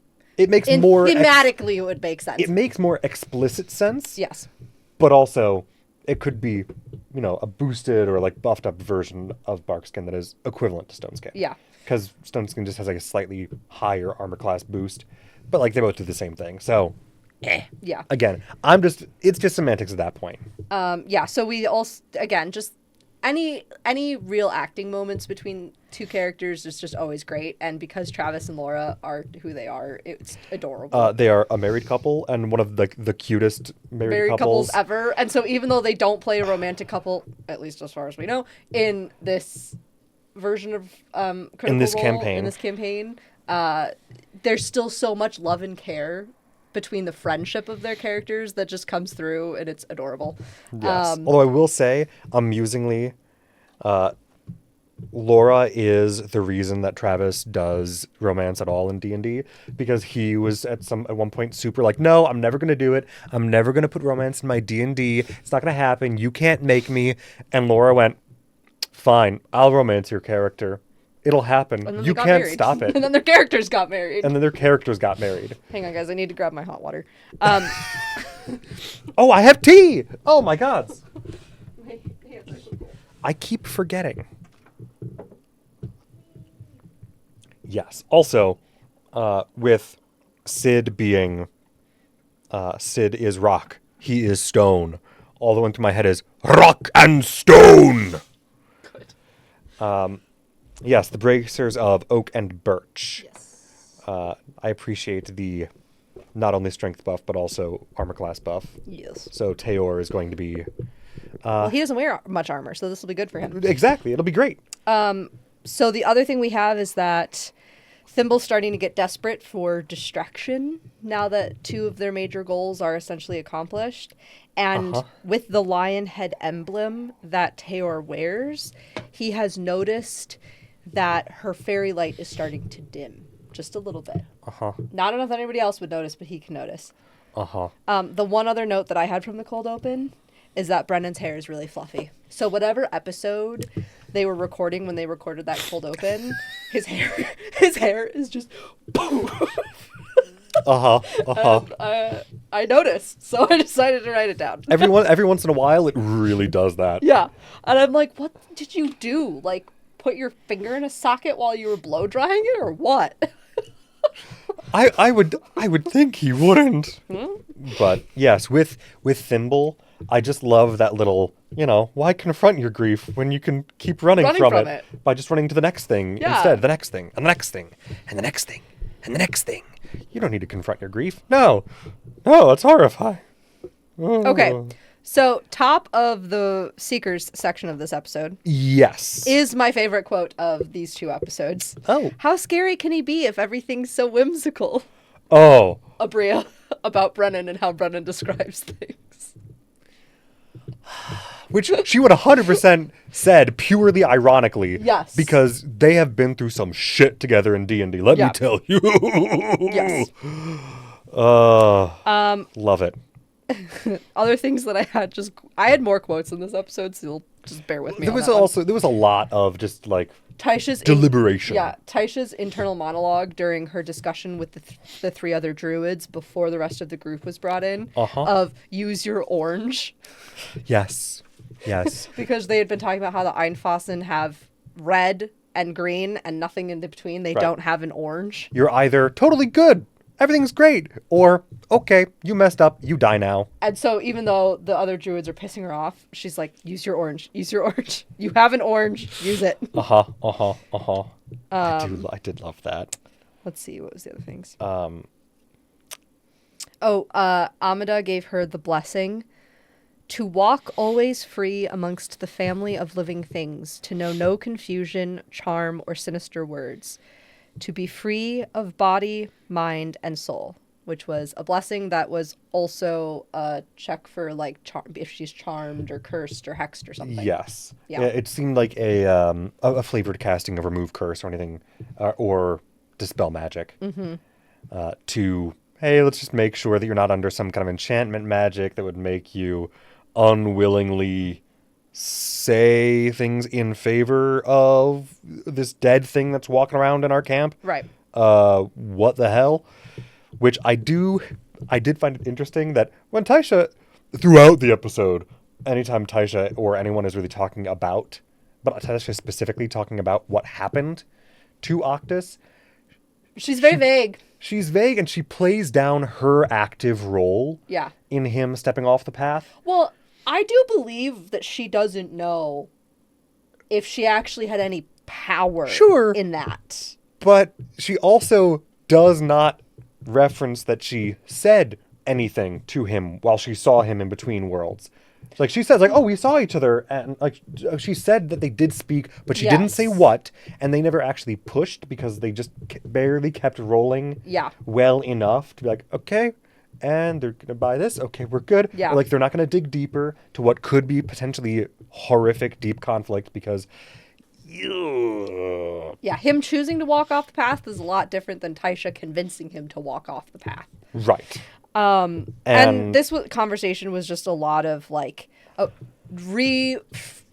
explaining, and it was necessary for us too, I think, to get back on the right page of like, okay, why did the Taconas do this to him in the first place?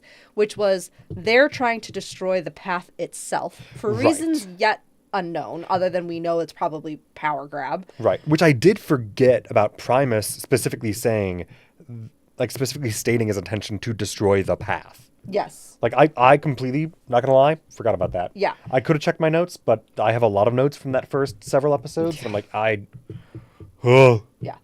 Yeah. And the question of whether or not Octus is still required to complete that ritual. Yes. If his death, permanent death, would make it happen, would not, we don't know what happens. Because he did ruin their plans. Right. But did he ruin them permanently, or are they just temporarily waylaid? Yeah. And they need something more from him physically to just, okay, now we need to finish what we started, and you interrupted it. Yeah. It's unclear. Brennan rolled a nat 1 insight at one point during this conversation. Yep. Yes. Abria's omissions of Taisha's contributions have just been saved from discovery by a nat 1 insight check. Yeah. Which I do love that we were just talking about how much Einfassen lies by omission. Yeah. And then immediately Abria as Taisha. Yeah. Going, I'm just going to omit this little detail and tell the rest of the truth around it. If they don't ask me a very specific question, I'm not going to answer it. Yep. Yeah. Don't give away information that they don't need to know. So pretty much this whole first section was just, hey, we need to talk to Taisha and get some of our backstory back in all of our brains, I think, as audience members. Yes. And now, okay, we need to talk to the whole group. We need to talk to Octus. The druids need to figure out what they're going to do about him. Yes, which the last thing I will say about this little section before we move into the fuller group was specifically that I loved that in the attempted casting of Dispel Magic that was done to ensure that Taisha is in fact acting of her own volition. Right. The blessing that was Yes. given to her. Yeah. I loved that Abria specifically called out, hey man, in a world of magic that is technically and always a possibility, so there is a little bit of relief that Taisha feels as a, yeah, okay, my mind is my own, my beliefs are my own, cool. Yeah. Not that it was ever really in doubt, but just the, oh, that's a nice comforting confirmation. Because And that it's she difficult to took it- build true trust. Right. And that she took it as what it was from Yes. Amida, which was Amida, sorry, which was she was doing a kind thing. She was trying to make sure that there was nothing else going on here, but it wasn't out of a place of distrust. It was out of a place of care. Yes. And that's how Taisha took it as well. Yes, which Yeah. I appreciate both of those things, but also just the acknowledgement of, yeah, that how the world is, and it makes sense for the world and the character. Yeah. And I just it's nice because it was a very small moment that I appreciate Abria finding those beats. Yes. Because she's one of the things I always appreciate about Abria is that she is very good at finding those little beats of otherwise very small moments Yeah. to add meaning to Yeah. as an actor and as a DM herself. But yeah. So during this, essentially the rest of the group is just trying to figure out, okay, are we going to stay the night or are we going to leave? And then when they're like, Yes. okay, we're going to go have a conversation with the druids, we should know how to leave in case things go bad. Which it starts off bad because we have Hanan, who is the It elvish doesn't start good. circle of the hunt guy, who is like, you brought a dead thing in or whatever, sees Valus, calls her a Menelas, which is Elven for flower doll, and is an insult, which only Octus and Valus know that, but they know that. And I love the description of how and why it's yes, an they insult. get into it, and it's a really great little linguistic lore. Yeah. That's not really important overall for the story, but was No, cool, but- cool to hear. I love seeing etymology Yeah. come out in D&D and like little choices of, oh, this is why this is specifically the insult for Yeah.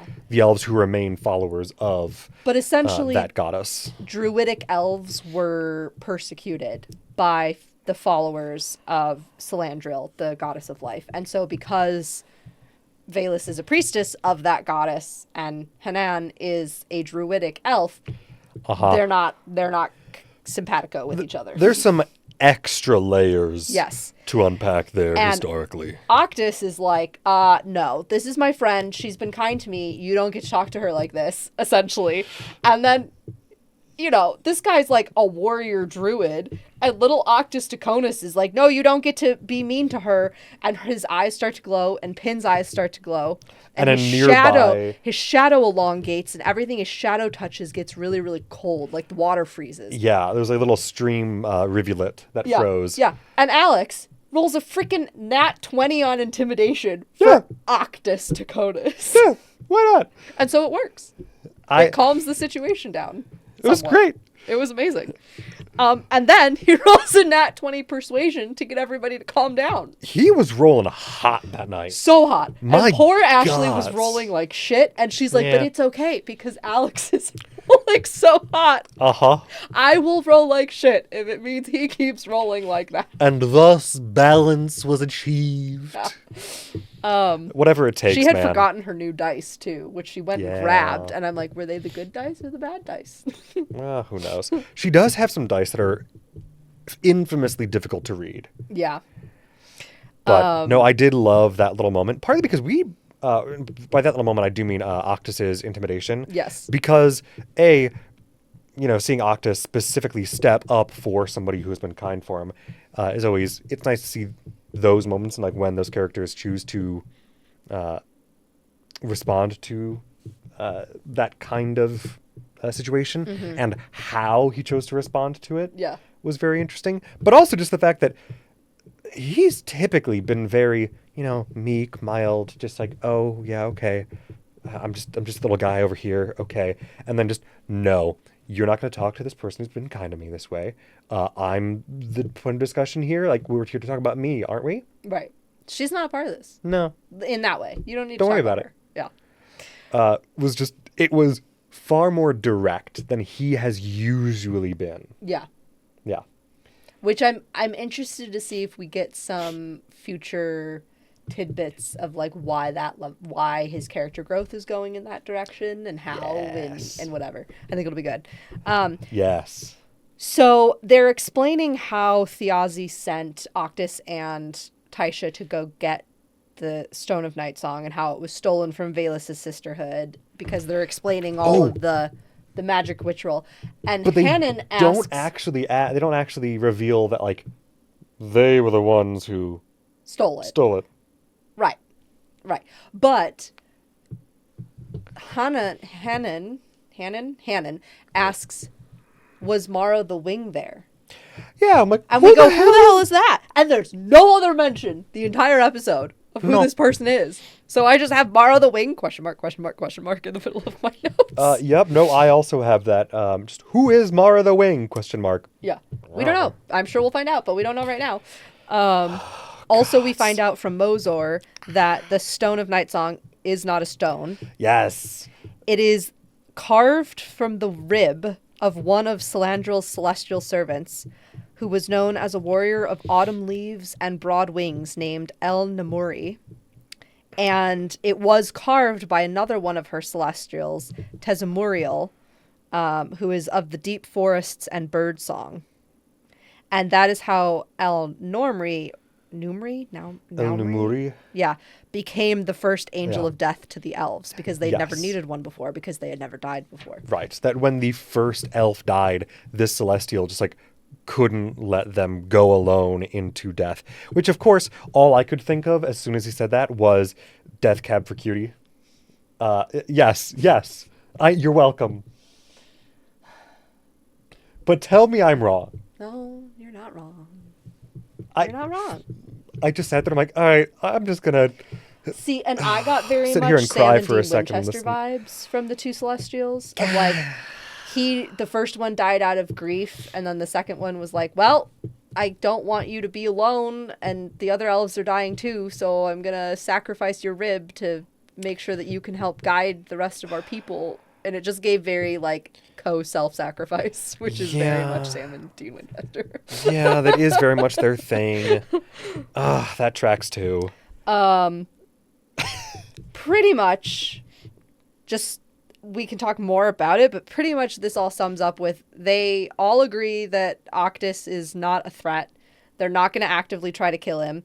Though Hannon's going to walk away before he finds out where they're going because he doesn't trust himself not to follow them. Yes. Amida says that the druids need more recklessness. Yes, because they do specifically reference, Amida, I think, specifically references Taisha as being like, okay, you have taken a step back from the cliff face. Like, we've all been smashing our heads against this wall for so long.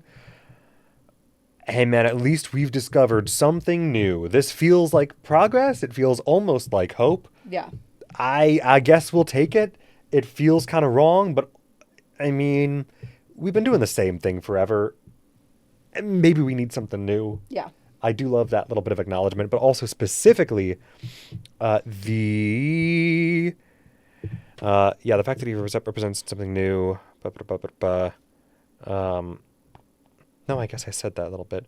Oh, I think one of my new favorite affirmations comes from this episode. Oh.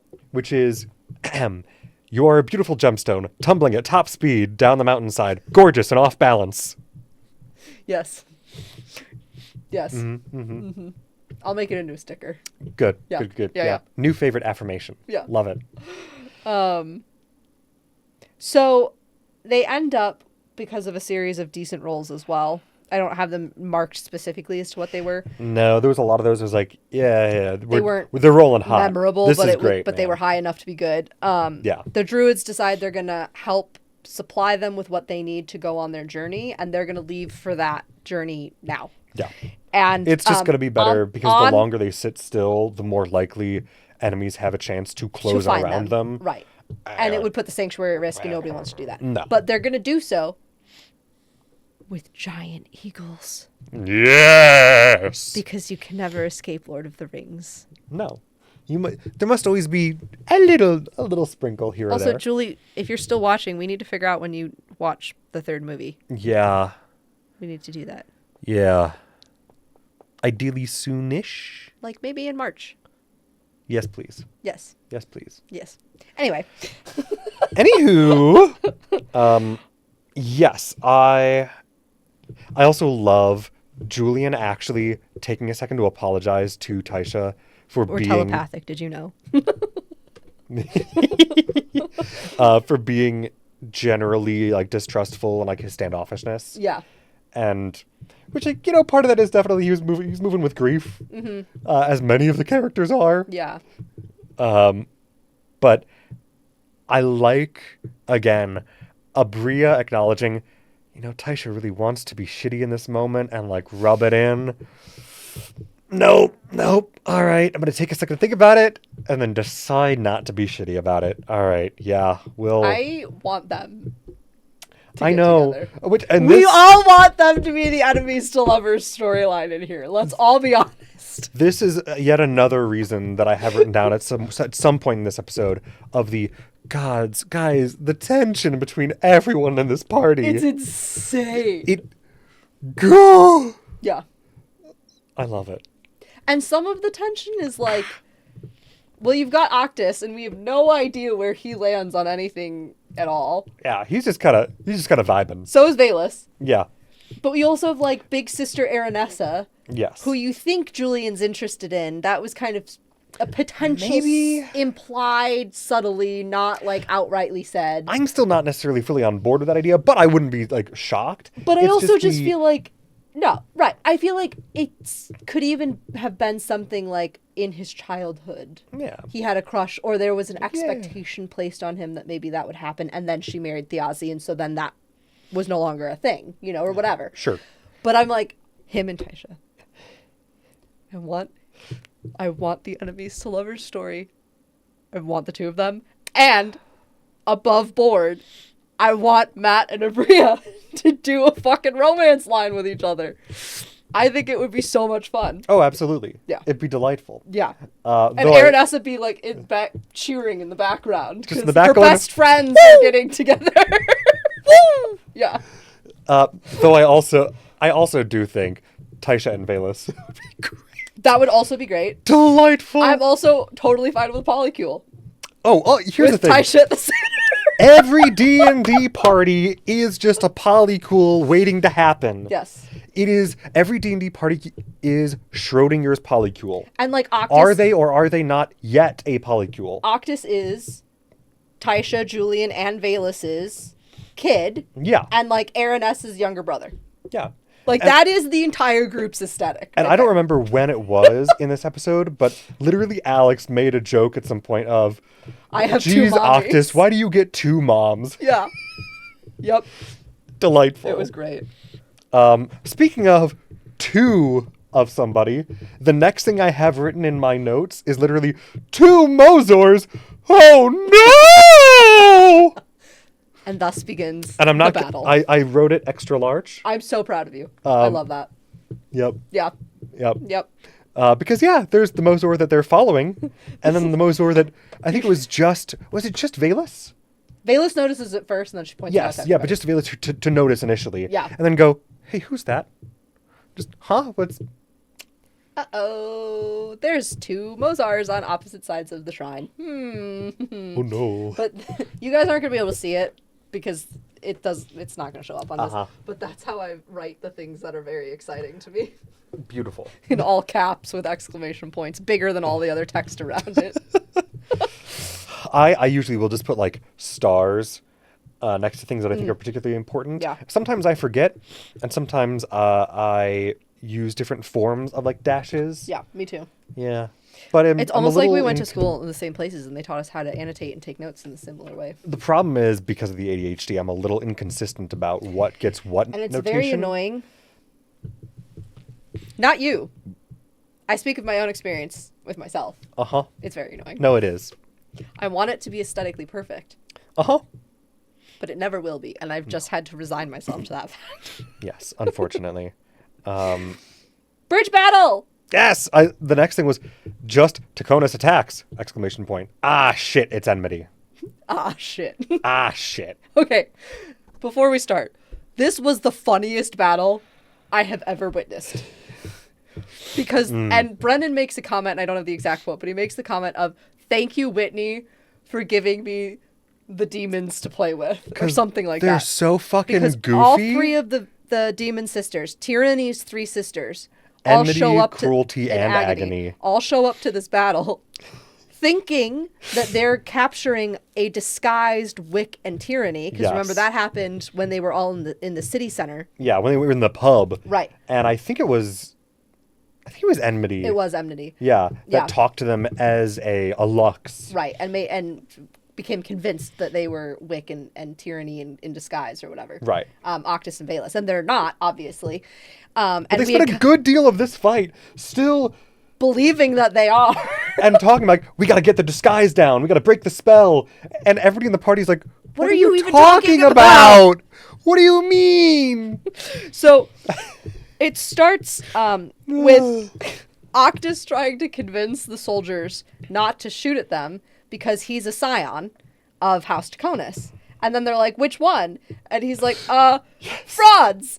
And then it turns out that the knight that had walked up to greet them with his helmet, helm closed, is frauds. And I love Brennan just being like, you know what? It's just too funny. He rolled low Yes. on something, and so Brennan was like, you know what, It's just too funny not to. Pulls helmet up, and it's Franz. Ah, shit. Yep. So that was good. It was. It just set the vibe for the entire battle, I think. I will forever love and appreciate Brennan's deep love and experience with improv and improv comedy. Yeah. For bits like this, because it's so good. Yeah. It's so good every time. Yep. So the battle starts. Essentially, the demons all get unmasked in the first round of battle. Yeah. So now we know there's 3 demons around.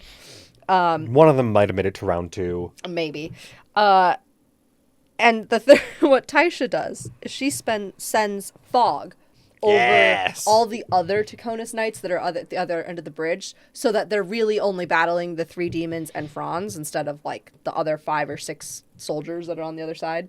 But coincidentally, that's also really, really, really helpful, because at the other side of the bridge, there were also a bunch of ballista on top of a wall. There's 2 of them, yeah. Yes, 2.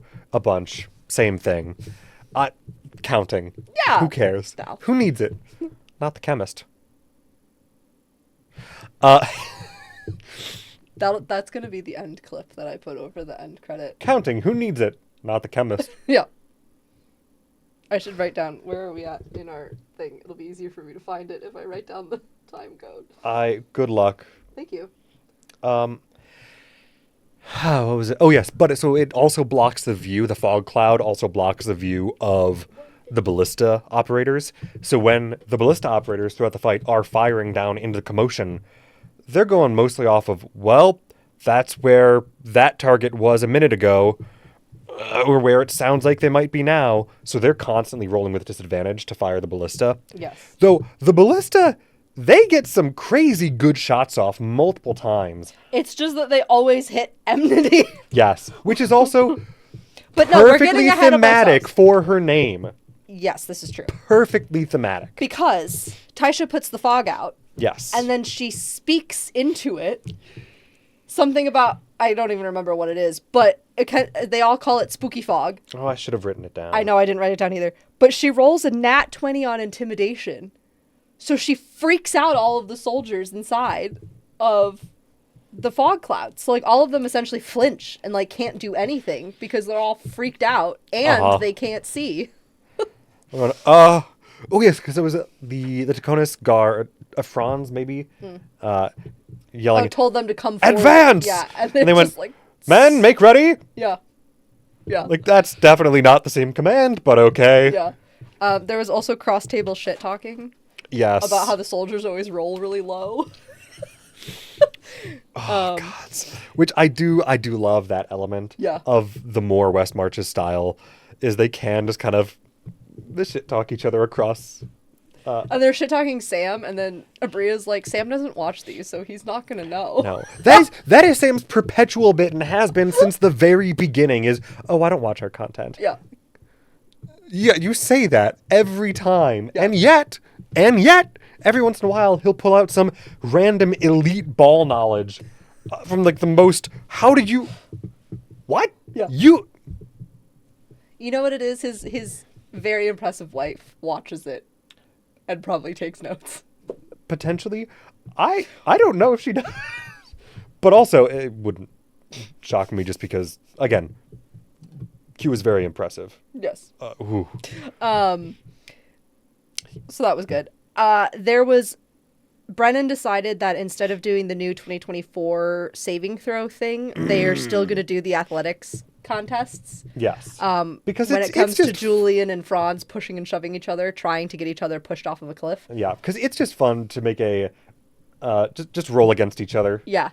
And also, contested roll is great. Just for background, the bridge that they're fighting on is over like an 80-foot drop to a very vicious waterfall that then is like a 500-foot cliffside.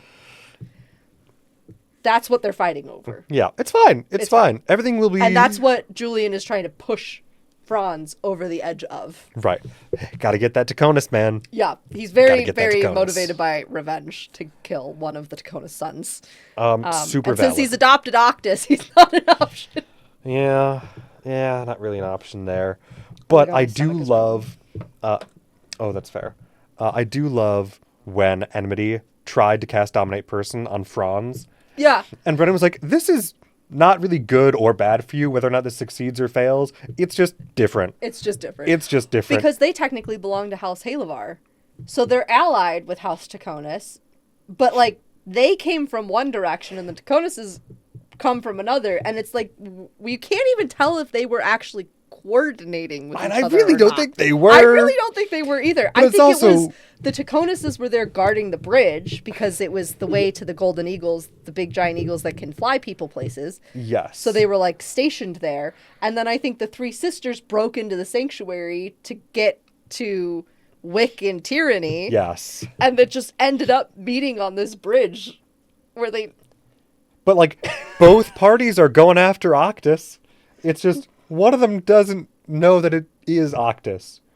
Well, and Franz doesn't even really... I mean, he realizes Octus is there, but from how Brennan described it, they weren't there looking for Octus. They were just stationed there. Yeah. And people they weren't expecting came up over the bridge, and then immediately this fight starts. Yeah. It was not like a predestined, we're going to go fight the people that escaped from the castle. That hadn't even, like, really...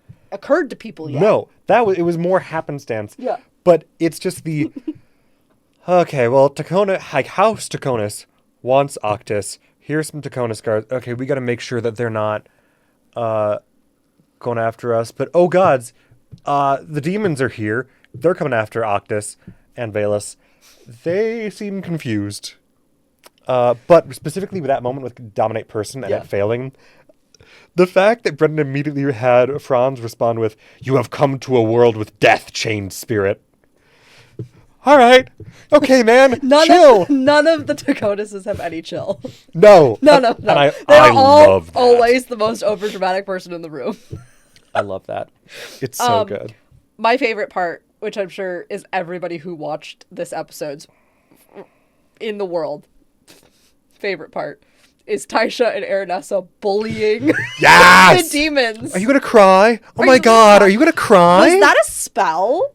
I literally wrote down insults are a free action Yes. And a hasted fighter is an absolute monster in every situation. And Taisha's quote, I wild shape into a mean girl. Great. Like the vibes of this fight were great because you've got Like Julian and Franz in this very serious fight. right where With Enmity trying to like do stuff but not really succeeding. And then you have Valens not being able to do a damn thing. She rolls horribly the entire time. So she's just like standing there. At one point Ashley says, I should just sit on the stair and be out of people's way. yeah. You have Like, Octus it's just how it goes actually sometimes, fighting the man. demons. Yeah. And somewhat successfully. And then you have Taisha and Aranessa just shit talking the fuck out of all of the demons in the room. Constantly. I'm sorry, was that a spell? Was that a spell? You trying to do a spell there? I couldn't tell. God, you suck at this. You should just go home. Again, the vibes between that and then Julian saying, say hi to your dad for me on the other side of the veil. Right. Totally two different battles were happening simultaneously. I love D&D. It was amazing. I have the note, Matt's face when the first ballista bolt hits Enmity for 28 points of damage and it doesn't make her bloodied. Uh-huh. It doesn't take her below half health. No, his face was like, Oh.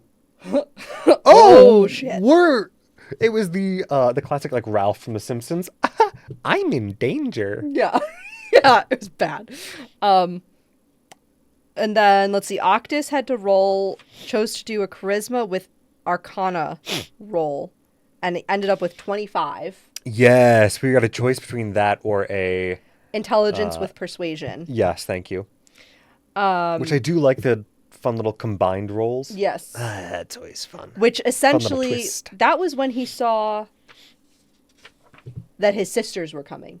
Yes. The smoke of the twin sisters coming up from the castle in the distance. Mm-hmm. And then he had to roll a luck roll, and he got a 2. Out of 4. Out of 4. On And the so D4. Brennan was like, at the end of not this round, but the next round. You have 2 You rounds. have 2 full rounds.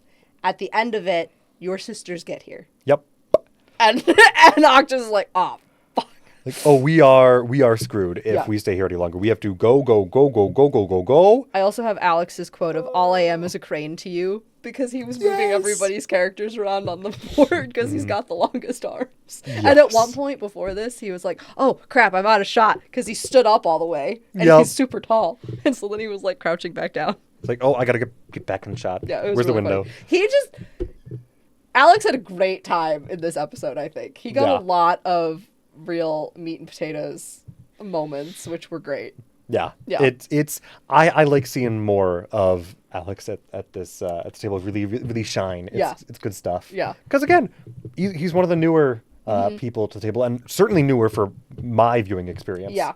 So it's nice. I love him. Yes. So Julian does succeed in pushing Franz off of the cliff, and it Yes. kills him. I literally wrote just star. Julian got a Taconis.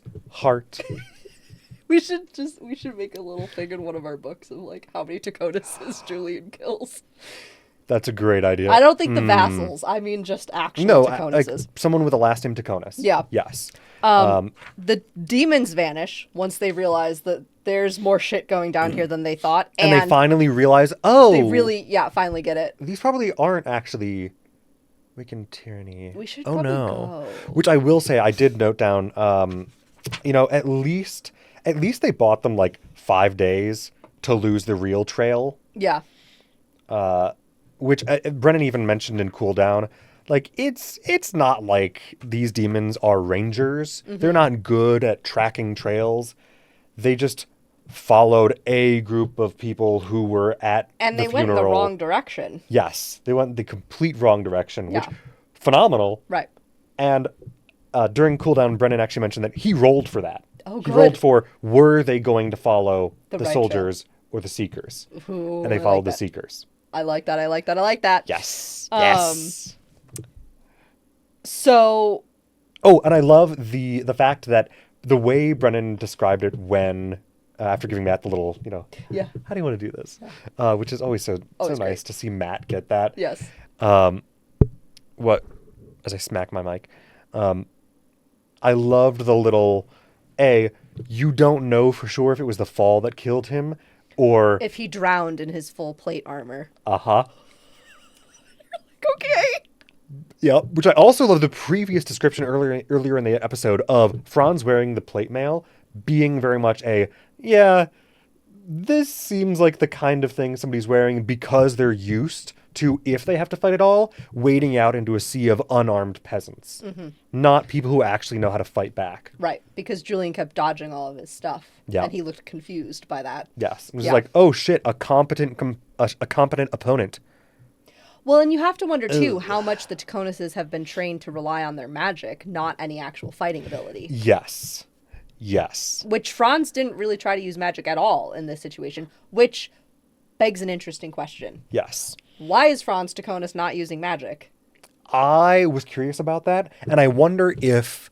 Because it's not like he's Octus. Octus is the only one that was born without the magic. Yes. I don't know. I'm curious about that, and I'll have to put more thought into that because my immediate assumption was that perhaps he was just... I think he was blindsided. Yes. I mean, and because of how Julian's character is structured, and then when Aranessa gives him extra haste, Yes. I mean, he's just like a fucking whirlpool of No. attack after attack after attack after bonus action after bonus action. Like, you can't even get an attack in on him half the time. Like, rogues are a menace. Fighters are a menace. A fighter rogue Rogue? multi-class... Who then gets extra powers With from his haste? druid friend? Haste on a fighter is absurd every time. And then the fact that, he could also add a little bit of sneak attack. Like, just a little bit. Yeah. Wild. Yeah. I'm like, I just don't think he even had, like, in my world, Yeah. he didn't even have a minute to think about a spell because Julian was just on him and obviously trying to push him off a cliff. And Oh. I'm like, who has time to think about spells when somebody's trying to push you off a cliff? Yeah, no, I'm with you there. I'm just also wondering if he is also potentially multi-classed.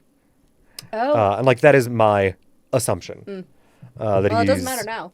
Well, Unless he comes back as an undead person. that's true. Which they who could knows? do. They could do. So, Because they did have a great little moment of Octus writing very quickly on... no, this was what I was going to talk about. Okay. You take it. Here lies Franz, written on the rock face right above where he fell off of the cliffs, clearly leaving a note for his sisters. Uh-huh. But also, right before he did that, he said, I'm going to use my bonus action to take a minute and just stare. And the quote is, use my bonus action to take a minute, which was great. And everybody loved it. Yeah. But then what he did with that minute was he just stared over the cliff at where his brother had fallen, and they can't see his body, and just looked. And Just didn't give acknowledging. us any idea of what was going through his brain Well- about that situation. And then wrote the Here Lies Franz in magic on the rocks for his sisters to find, and then was like, all right, we gotta fucking scram, friends. We gotta bounce. We gotta go. So they're all essentially trying to get out the other side of the bridge now. He uses a nat 20 persuasion roll to convince the ballista Operators. that he is the Taconus in charge now, and they Yep. are to stop firing. So they do stop firing. Which, again, is rolling hot. Right. And clearly people have not been told that Octus Taconus is no longer a scion of the family. Yeah. Because Franz was clearly dead. So they just think Octus is... I think a lot of the vassal houses still think Octus is a scion. Well, yeah, why Why would would they they not? assume otherwise Right. unless they've been told? And you'd have to be on the inner circle, I think, to know that information. Yes. Ash- Or as Taconus sent word apparently to Einfassen that supposedly, right, because they'd sent word to Einfassen Right. supposedly that House Royce had killed him. Right. Ashley rolls a nat 20 intimidation. The only good roll she's had all day. God, poor Against Ashley. the guards that are left in front of this gate, and essentially keeps them all knocked prone. Yes. Because Stay down! She sends a guiding bolt towards them, and it misses all of them because she rolls like shit. Yep. But then she uses this intimidation roll to essentially convince them, like, oh, I meant to miss on purpose. It was a warning shot. I won't miss next time, so y'all better just stay on the ground. Julian ends up taking out a couple of them. I think leaving only one left alive. Right. Specifically to, because what I've written down. Julian leaving only one alive to tell House Taconis a Divinos will see them fall now. Yeah. Beautiful. Yeah. So great. And everybody Beautiful. essentially runs their asses through this gate. Octus does the smart thing of pulling the cord so that the gate... Yes. Parapet? No, it's not parapet. Um, The big gate that's on medieval castles. That comes down. And they all roll an average of 19 for a group stealth check. I know what the word is. So right as they run through this tunnel and that gate closes, the twin sisters, who are immensely powerful, land on the bridge and discover the note left. Portcullis. Portcullis, yes. I got it. And because they did so high on their stealth check, don't know that they all just ran up through this gate. Yes. Managed to just barely get away in time and get away clean. Right. Which honestly, I was like, this is going to be... I was like, This is everybody's gonna going to be die. tough. If they have to fight the twin sisters, everybody's going to die. Yeah, it's going to be bad. It's going to be bad. Which, like, I Especially because they haven't had a long rest, and I don't know how long. And I am hoping to see more of the Taconis sisters. all of Dorset. I mean, I'm hoping to see all of that. more of all of them, but, like, Yeah. I'm hoping to see more of them. You know what Yeah. I mean? They're going to be interesting, I think. Yeah, Yeah. I think so. Like, one day, I want to see wizard, undead Octus Taconis take on his sorceress sisters. Yes. The beloved heirs versus the, completely ignored, we're going to kill you for ritual sacrifice. Yeah. He's the disposable one. Youngest. Yeah. Yeah. In every sense of the word. Mm-hmm. Yeah. The last little thing I had from this, specifically from the cooldown. Oh, yes. Brennan revealed in the cooldown that specifically the demons were hidden and close enough to watch the entire conversation with the druids, but not close enough to hear anything that was said. Interesting. Yep. So they know Octus is alive. But they for don't... whatever that's worth.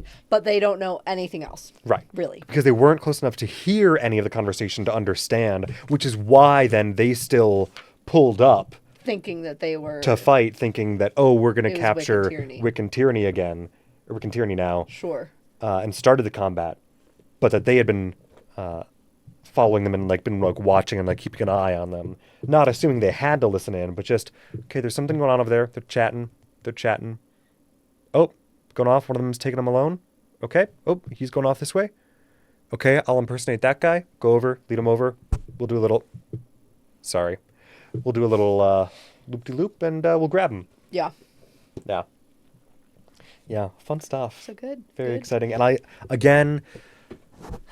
love a good revenge quest. Yes. Oh, yes. Yep. And the... And the fight against your evil family quests. Yes, of course. Yeah. And the, for lack of a better term, religious implications, I guess, for the druidic circles. Mm-hmm. Acknowledging, hey, man, whatever Octus is, he's something new, and we don't really know what to do about him, but I guess you've done good work by not destroying him. Hurting anybody. And he does seem to be of... And I mean, even Hannon was like, what was done I grieve for you. Yes.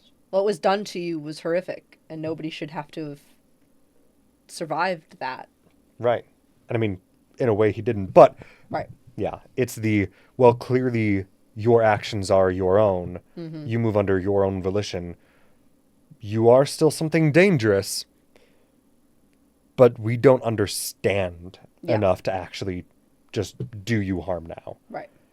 I am very curious. Oh, that was the other thing with that. Taisha asking Mozor, I think, to send a letter to her family and her circle. She asked Amida to do it. Oh, Amida. It was Amida. Because she's like a very well-respected head of a circle kind of thing. Yes. And knows her grandmother. Uh-huh. And I love Amida just like... You're putting me in a spot of trouble. Or just, oh, your family doesn't know? This happened 5 days ago. ha. Uh-huh. So I Oh. will let the Circle of Ancients know what they're doing, essentially. Great. That was a good little Great, moment. great.